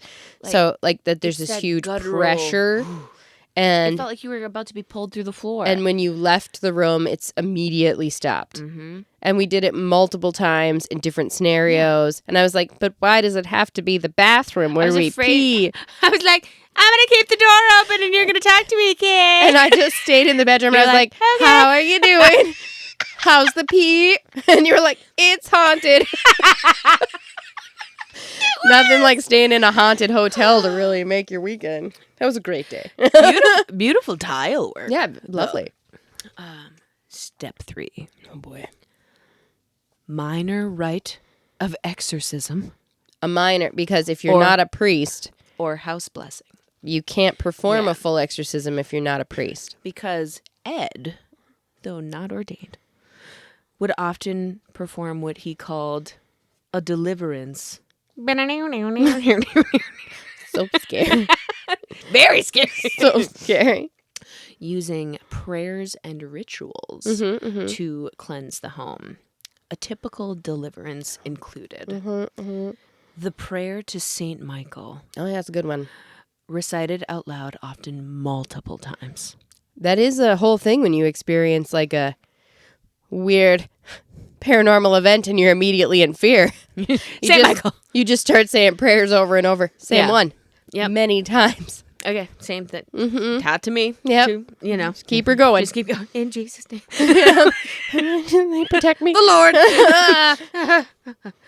So Saint Michael, huh? Yep. The use of blessed items like crucifixes pressed to door frames, Important. holy water sprinkled over beds, and salt laid down across thresholds. Well, that gets a little witchy right there. The Catholics, we don't be putting salt around stuff. It's not part of what we do. Because it's the blend. Because as you know, he's a demonologist. Demonologist. Because he studied a lot of folklore and a lot of mythology and blended. Yeah, you don't mess with that. He's like salt lines. I'm gonna get with this salt, and that Smart. seems to be doing something. Smart. Also, 100% protection. Absolutely. Yes. The invocation of saints, Oh, that's a big one. particularly Saint Benedict, Really? whose metal is considered protective against evil. Evil. So he'd be like, Sir Ben. Mm-hmm. Sir? Thank you. Thank you. Mm-hmm. Lorraine would often accompany this with a psychic barrier. Like a mental, Literally. like Bella from Twilight? Yes. Yes. Visualizing white light sealing the home. Yeah, Which Bella. is, again, very common It's a- practice in witchcraft. It is exactly what you do. I was like, what do they do next? Call the coroner? Are we closing and opening a circle? What are we doing here? That's exactly, I was like, It's very that. it is that. Yeah. One notable example during the Amityville investigation, Lorraine described a wave of nausea and dread that came over her when walking into the basement. Ed later conducted a private blessing using relics, saying, I wasn't removing it. I was warning it. And sometimes that's enough. In particularly serious cases, such as the Smurl haunting, they called in ordained priests for a formal exorcism, going full Roman ritual, Latin prayers, exorcism, sacramentals, Yep. the whole There were gig. multiple cases Yeah. where they Where they were they like, above had my pay grade. full exorcisms, but it's actually incredibly difficult to get. Mm-hmm. So sometimes I questioned, because when you Who say is performing them? well, when you say exorcism, Yeah. we don't mean it's what they're describing is not exorcising a person. Mm-hmm. This is not a person who has been infested by a diabolical Yeah. entity. It is a space. It's not Linda In this Blair. particular case. Yeah. There were other cases where that was not the circumstance and Yeah. it was indeed a person. Yeah. But like an exorcism on a person has to be like the Vatican has to approve an Yep. exorcism on a person. Yeah. An exorcism on a house is a different deal. Yeah. So this is Different vibe. not the same as The Exorcist. Yeah. This Yeah. is like where we need to exercise. The power of Christ compels. Yeah, no, it's not that. No. It's I don't think they needed to go through the whole we talked to the Pope situation. Right, right. Like the The- College of Cardinals Pope approved of this. Connecticut. Yeah. He's from Chicago now, so he'd be like, "Oh yeah, there's demons everywhere." He's from Bridgeport. Cheese is under the sauce. That's what we're dealing with now. I think he's got our backs. Jesus under the sauce. Yeah. Step 4, sealing the space. Mm-hmm. After a deliverance or blessing, the Warrens didn't just walk away. They believed in reinforcing spiritual boundaries. Yeah. The process usually included blessing each window, doorway, and mirror. Doesn't this sound exactly like something witches do all the time? Because mirrors are believed to be portals. Yeah. True. That's why you don't look in them for too long. Doesn't sound very Catholic. Not really. Or does it? I'm not looking Witchiest religion of all. Super witchy. It all makes sense now. They would also leave behind blessed religious objects, saints, rosaries, holy cards. I have so many holy cards Yeah. in my house. So many. Encourage the family to keep the space spiritually active. So regular prayer, Pray. attending church, playing religious music, which I kind Our of... God is in us. Catholics are like They playing just leave music 'cause in they're Latin. No. Helios! Yeah. Helios. You're like, Asmodeus! Lucifer! it's the only acceptable time to use those names. I know. We're singing it's a joke. Ha, ha, ha. Also, most of you were angels. It's not. That's all right. It's fine. the music, avoiding things the Warrens deemed spiritually risky. Oh, sure. What? Like a Ouija board. Oh, don't be all like, hey, how are you? They were like, hey, don't do that. No playing a Bloody Mary, none of that.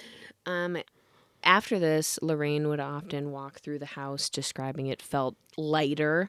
She once said, it feels like the house is breathing again. Oh, my God. Which, again, I'm like, some of the things this chick says. It's her. It's her. It's the stuff that she says that causes me to have these makes weird me feel things. Feelings about it where I'm like, I know what she's talking about. Like, oh, my God, she's not making this up. Yeah, it gives you the tinglies. Yeah. So, tools of the trade, right? Holy water. Always blessed. Standard. Used to provoke, purify. Crucifixes. Yep, good to go. Because Ed believed they admitted a spiritual force. Yeah. Beware. Blessed salt for the thresholds. Oh, yeah. St. Benedict medals. Prayers in scripture. Trance mediumship. And sacred music. Often the Gregorian chant. Oh, yeah. Or religious hymns to elevate the vibration. Like... like just having that in the background. Disembodied sound in the home. You're just eating dinner like.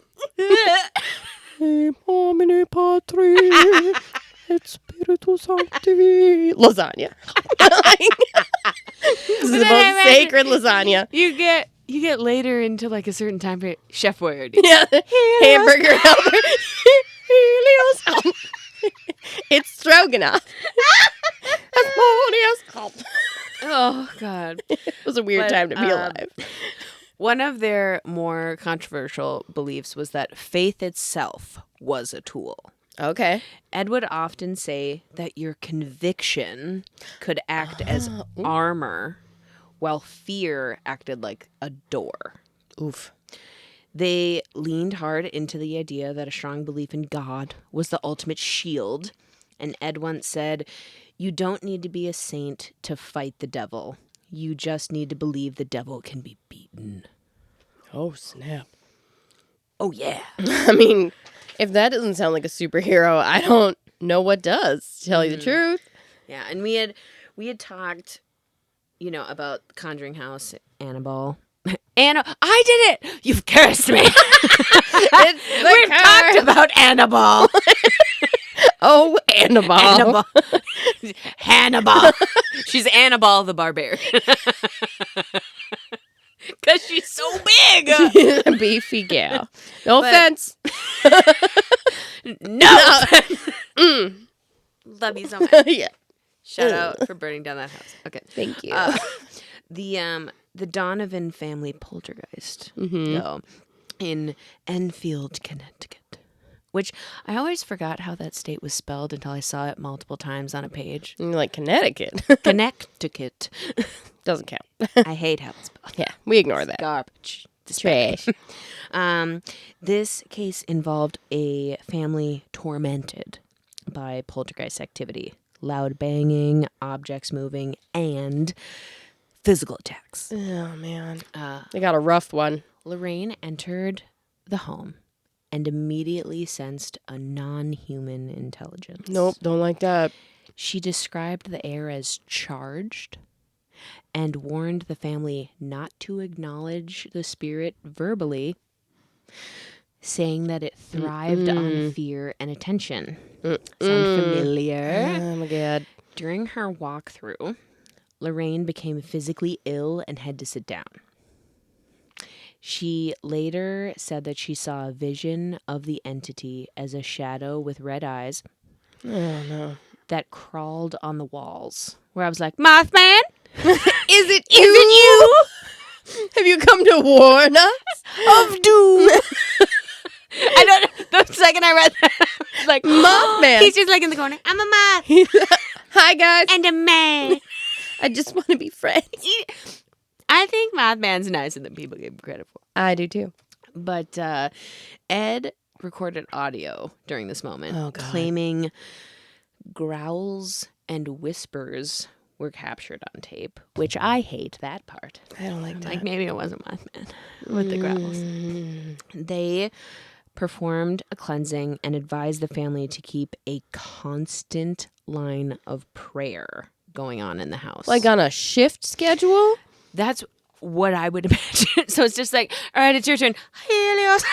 That's also an episode of Doctor Who where they're like, wake into you slumber. Like they just have to sing forever. A time clock in the kitchen or that something. Is horrifying. Yeah.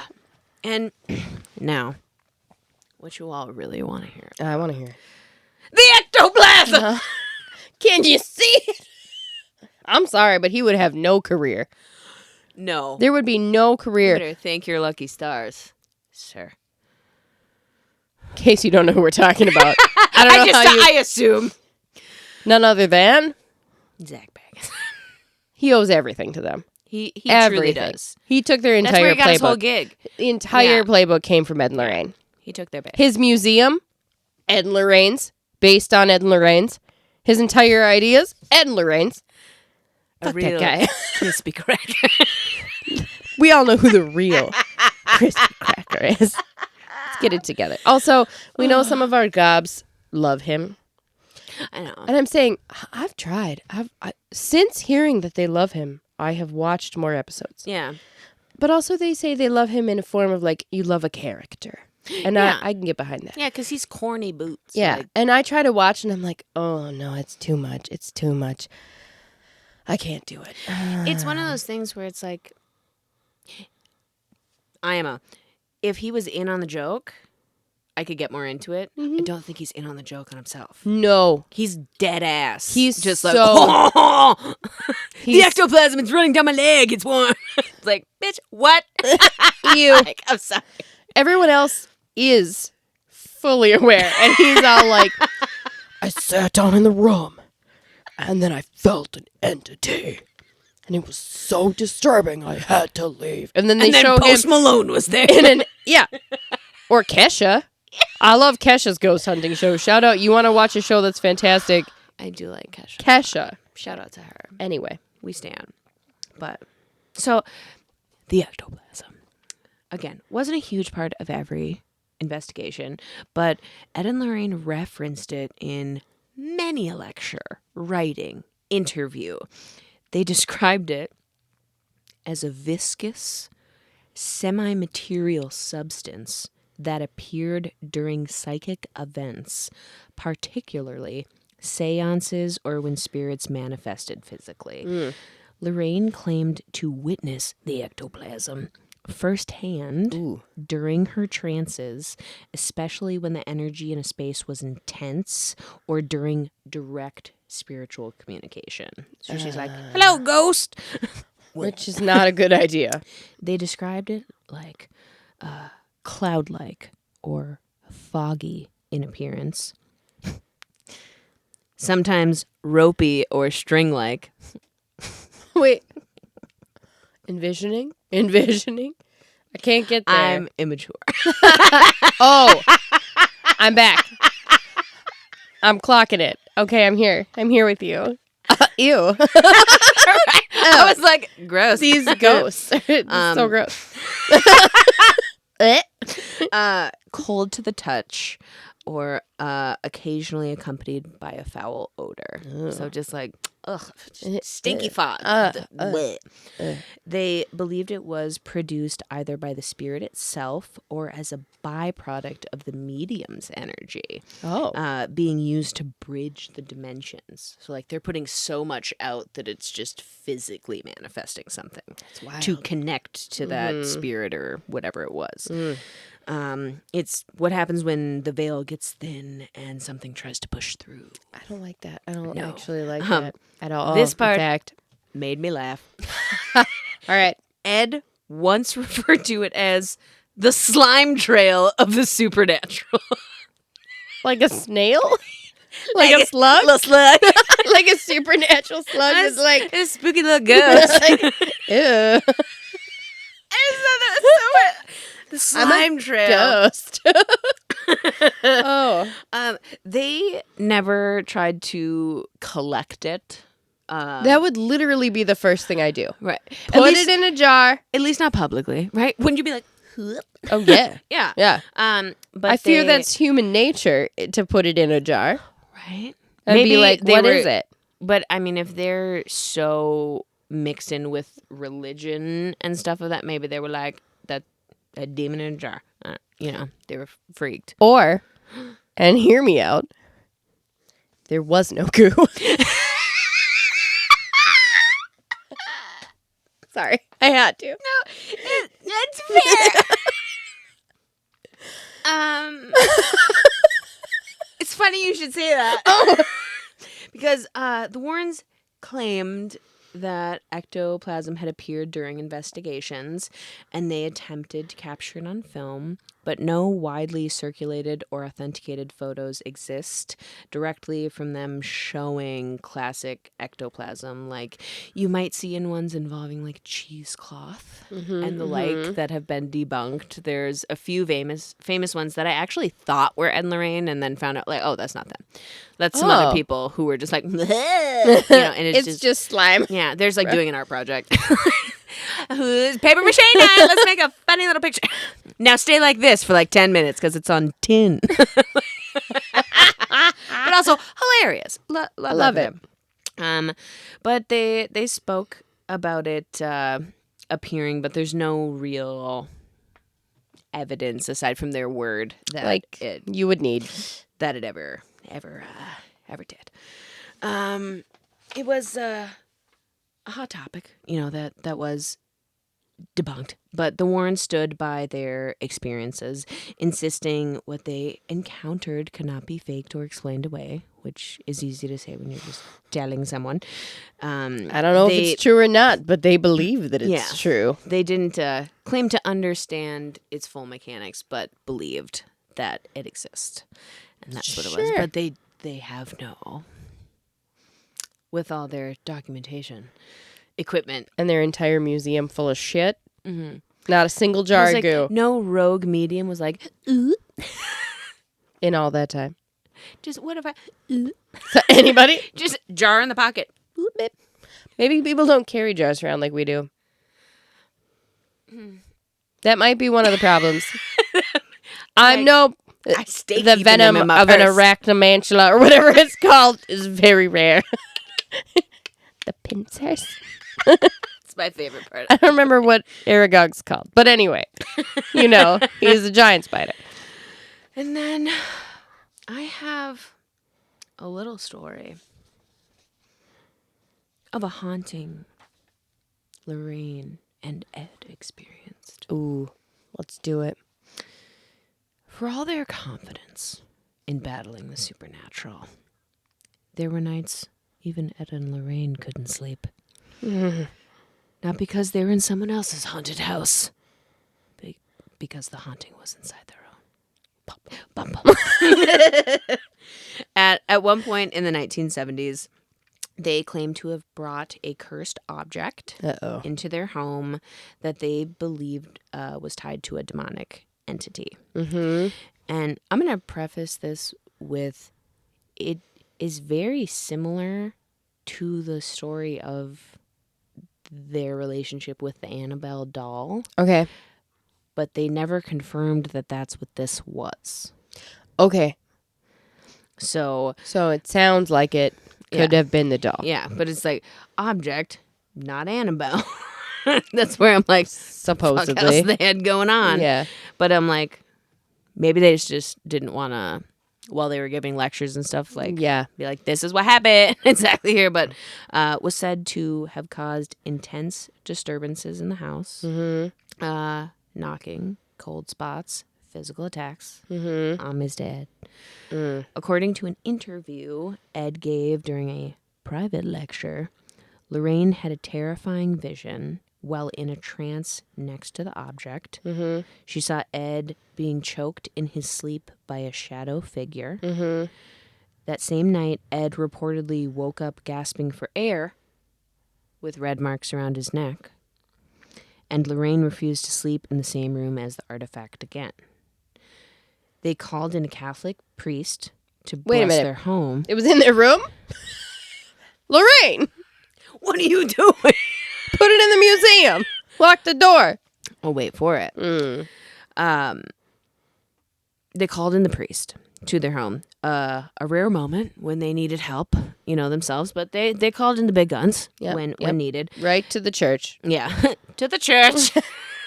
You can't tell them we can change. During the blessing, Lorraine collapsed and claimed to see a desecrated altar. Oh.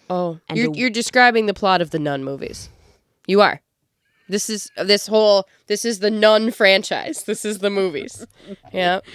And in black behind the priest, Ed, and I haven't seen the Nun movies too, Ed had to escort her out of the room. While Ed and Lorraine never gave the full identity of the specific object in public interviews, they did confirm in multiple lectures and interviews that it was eventually secured in their occult museum. Lorraine reportedly recovered from the psychic episode within a few days, but she became very cautious about entering the museum alone afterward. In later years, she would refuse to be in the same room as certain items, especially this particular object, unnamed, which she said had an energy that never settled. Ooh. Ed explained that some things were too dangerous to destroy or cleanse completely because the spirit wasn't attached to the object in the way many assumed. It was using the object as a conduit. So was he suggesting that if you destroyed or cleansed the object, that the demon would release just into move, something else? That it would just jump into another something? Rather than attempting to banish it, which it could claim it could backfire, like jump hosts, basically. They locked it in their museum, protected, as they've done with many a item. It was blessed regularly by a Catholic priest. Keep her fresh. Keep her going. Like many items in their collection. And some paranormal researchers believe that the object in question may have been a ritual artifact confiscated from a cult. Follow us for Hot Ghoul Summer. Possibly from one of their lesser-known investigations in the Northeast.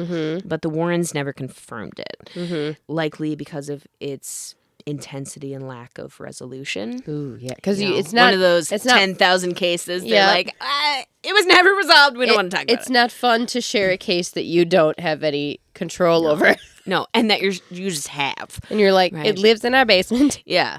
And at the end of the day, as Ed would say, it's better to contain the items like radioactive waste. You don't throw it out. You seal it up tight and keep people away from it. And then put it in a museum where you can see it for the low price of $5.99 or whatever the ticket was. You too can come into this room. Maybe they had a special room with all the shit they didn't actually want people to see, because that's where it's that weird mix of like potentially real crazy shit going on, super crazy shit.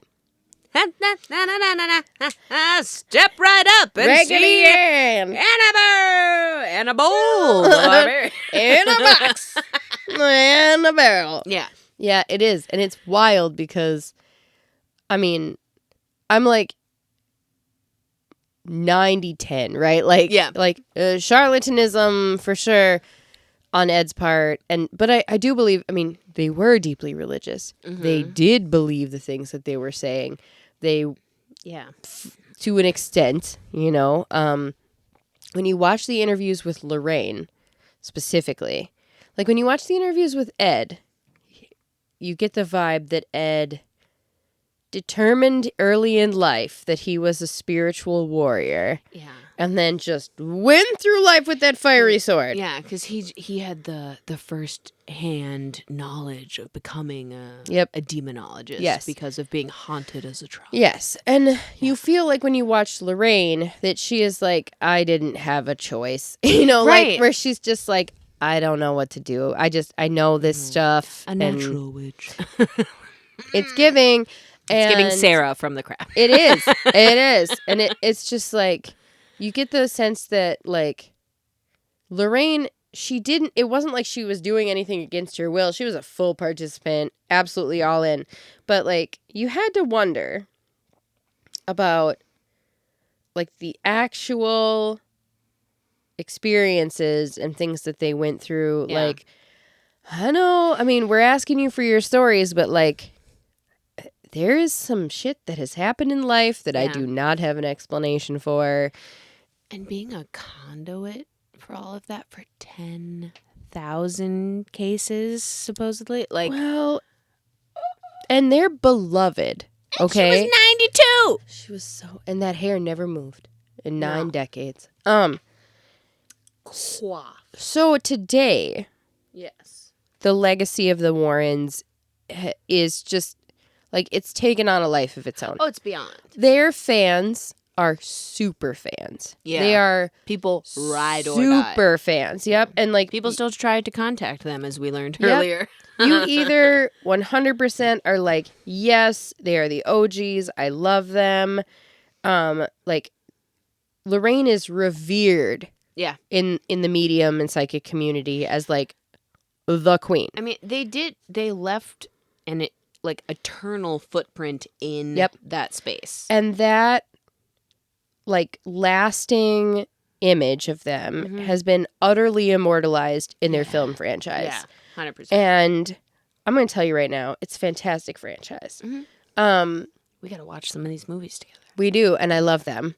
And if you want what I consider to be the proper order for viewing, I'm going to share my opinion on the proper order of viewing. Because it's kind of like, why can't I think of the words? It's like where you're watching. It's like, I got nothing. It was a book or movie series where it's like that giant Marvel movie list where they show you list of like the order of operations. There's so many universes in the universe. If you want to watch all of the Marvel universe in chronological order. Hope you're not busy for about a month. Yep. So there's one of those, and it's not going to take you that long. When you were describing that case with that object, you were describing components of the Nun franchise that they took and put into that movie. Also, we didn't mention my favorite thing about Ed, and that Ed was a painter.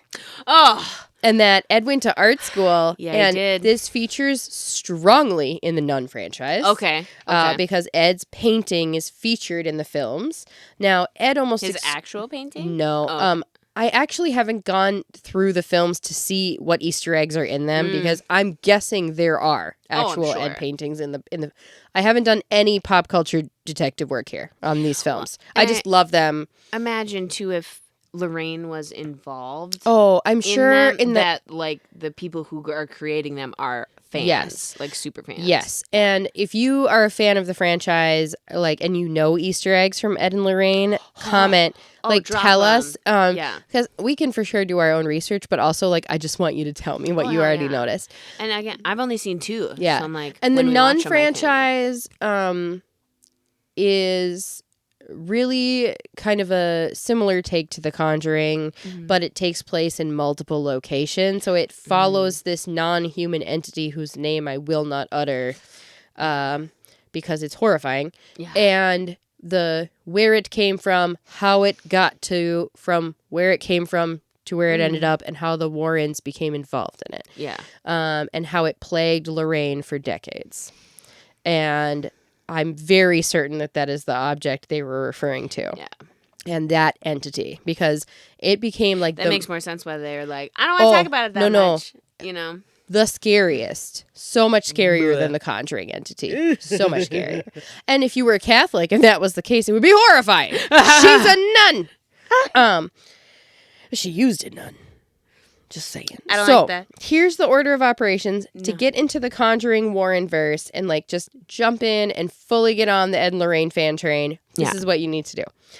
So in chronicle order, if you want to watch it, like chronological order for the cases, not for when the movies came out, the first movie you should watch is The Nun, which came out in 2018, and that takes place in the year of 1952. Okay. The Nun 2, 2023, 1956. Yeah. Annabelle Creation Okay. occurs over the years. It has time jumps in it. Yeah. 43, 55, 67. Yep. Then the OG Annabelle, 1967. Annabelle Comes Home, 68, 69. That's a great movie title. Annabelle Comes Home. It's like Home Alone. Then The Conjuring, 1971. Then a movie nobody knows about because none of us watched it. The Haunted, which came out in 1991. And in it centers around a case that occurred in Pennsylvania. It was the Smurl family, I think. And it was the succubus case. Which is weird because that's like a crazy ass story. Yeah, and it just that didn't there wasn't get like the a traction. huge... I think it was actually the succubus element that pushed it out of the public eye because people were heaved by that. Oh, it was that too... there was a it was too sexual much. component to the case. And I Yeah. think when the case occurred, which was the mid-70s in Pennsylvania, that was a no-no. Yeah. Like, you don't talk about that kind of gross-ass stuff. People are like, ew, you did this. You're gross. You're a freak. Hi, Yeah. So, The Haunted came out in 91, features a case from Pennsylvania, the succubus case, mid-70s. Then, a movie that is optional.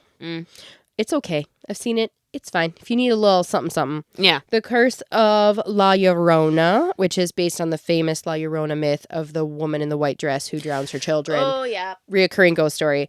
Yep. That movie came out in 2019. It is Warren-verse adjacent. So there's references to them. It's by the same people. Got you. Then The Conjuring 2 came out in 2016, 1977. Then The Conjuring, The Devil Made Me Do It, came out in 2021. Which we're going to talk about. We're not going to talk about that movie because we are going to talk about the real case, which occurred in 1981. Yeah. Also, another movie is coming out. Like, the final one in the series is coming out this year, maybe? Is it this year? It's either this year or early 2026. And it's the final, like, ending of the Warren-verse with these actors, as far as I know. They're like publicizing it that this is like the wrap up film or whatever. Excuse me. So I have a graphic. I'll post it. We'll put it here. Yep. It's haunted. It is haunted. But I feel like you can love them for the weird, bizarre, quirky, super intense people that they were. Absolutely. Also, you can question them. You can question all the stories. You got to do your own thinking on this because some of the incidents I'm actually like, oh my God. And sometimes I'm like, charlatan. It's both, which is almost more unsettling. Both. It is because you got to wonder if they were like, we've monetized evil. Like, we figured it out. I mean, you got to make a living somehow. If you spend your whole life as a spiritual warrior, it doesn't pay the bills, let me tell you.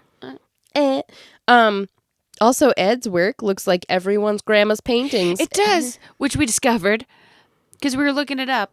And I go into my bedroom, to which there is a painting from my grandmother of their old barn house. And I was like, why does it look like Ed Warren painted it? Very similar. Creepy. Yes. Because I have another one that I have to find. Yes. And if you want to learn more about them, get involved in like their legacy, you can go to the Nesper website, which I will link in the show notes, and just see what Tony Spare is publishing. And like there are paracons, ghost cons. There's a Warren con now, I think, where it's just featuring them. Just There's the whole, maybe you could see Annabelle on tour. You cannot go into the museum, unfortunately, but they do like Zoom.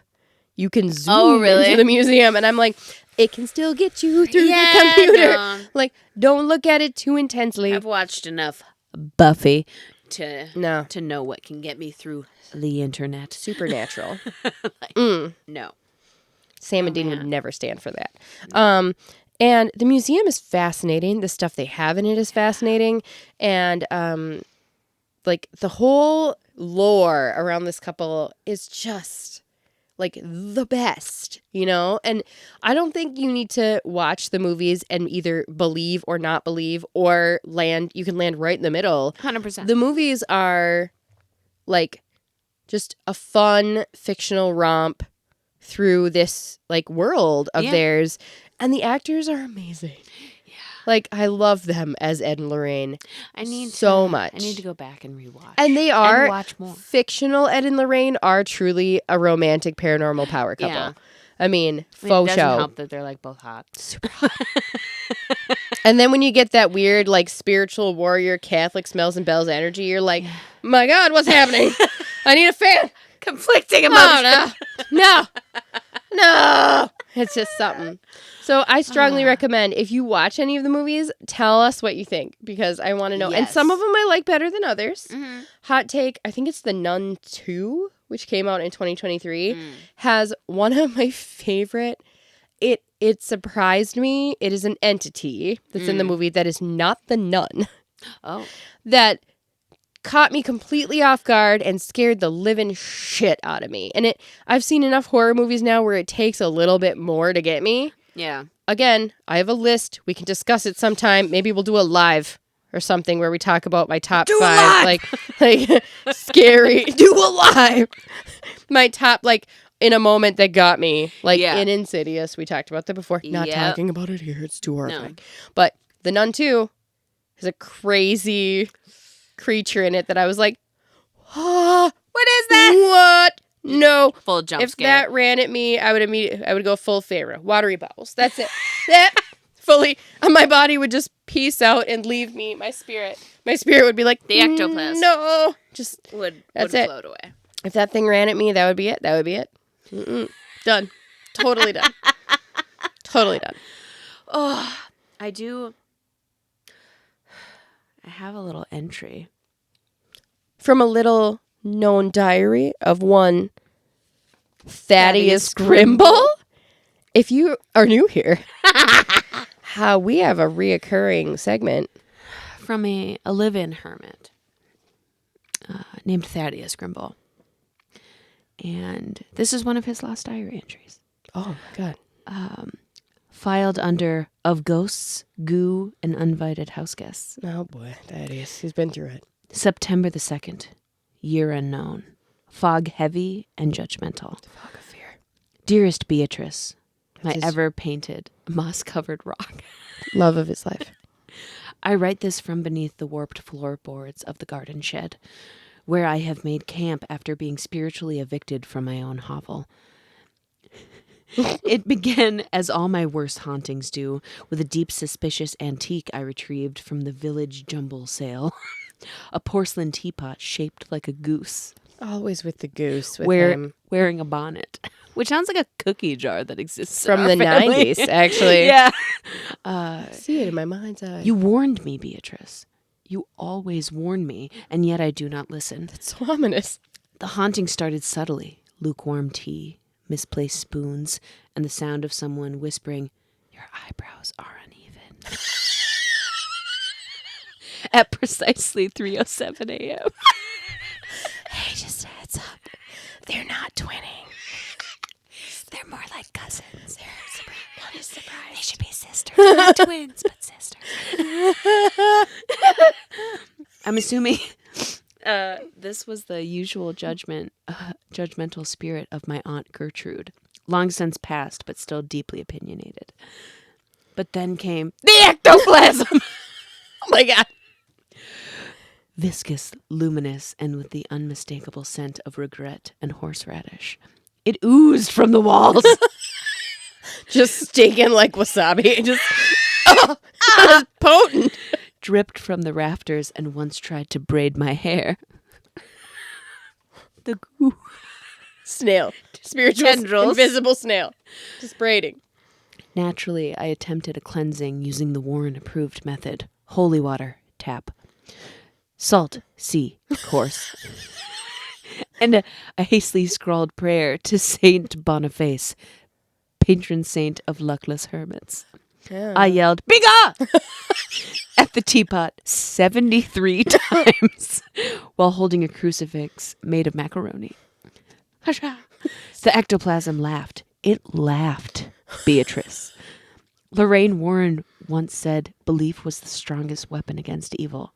I now suspect that in my case, evil is simply bored and looking for a roommate. Last night, I awoke to find the teapot levitating and emitting the Gregorian chant in reverse. Nope. I did what any seasoned hermit would do. I tossed the teapot into the pond, and I shouted, I rebuke thee in the name of compost. Compost? And I fled into the shed. Yeah. The pond, Beatrice, is now glowing. Should you find this diary page drifting along the hedgerow, know that I'm either A, ascended to a higher realm, or B, just very sticky. Either way, never trust a goose in a bonnet. Faithfully haunted in ghost goo and garden terror. Thaddeus Grimble, garden hermit, ectoplasm recipient, and former teapot enthusiast. Big ups for Thad. Big ups for Thad. Shout out to Lorraine and Ed.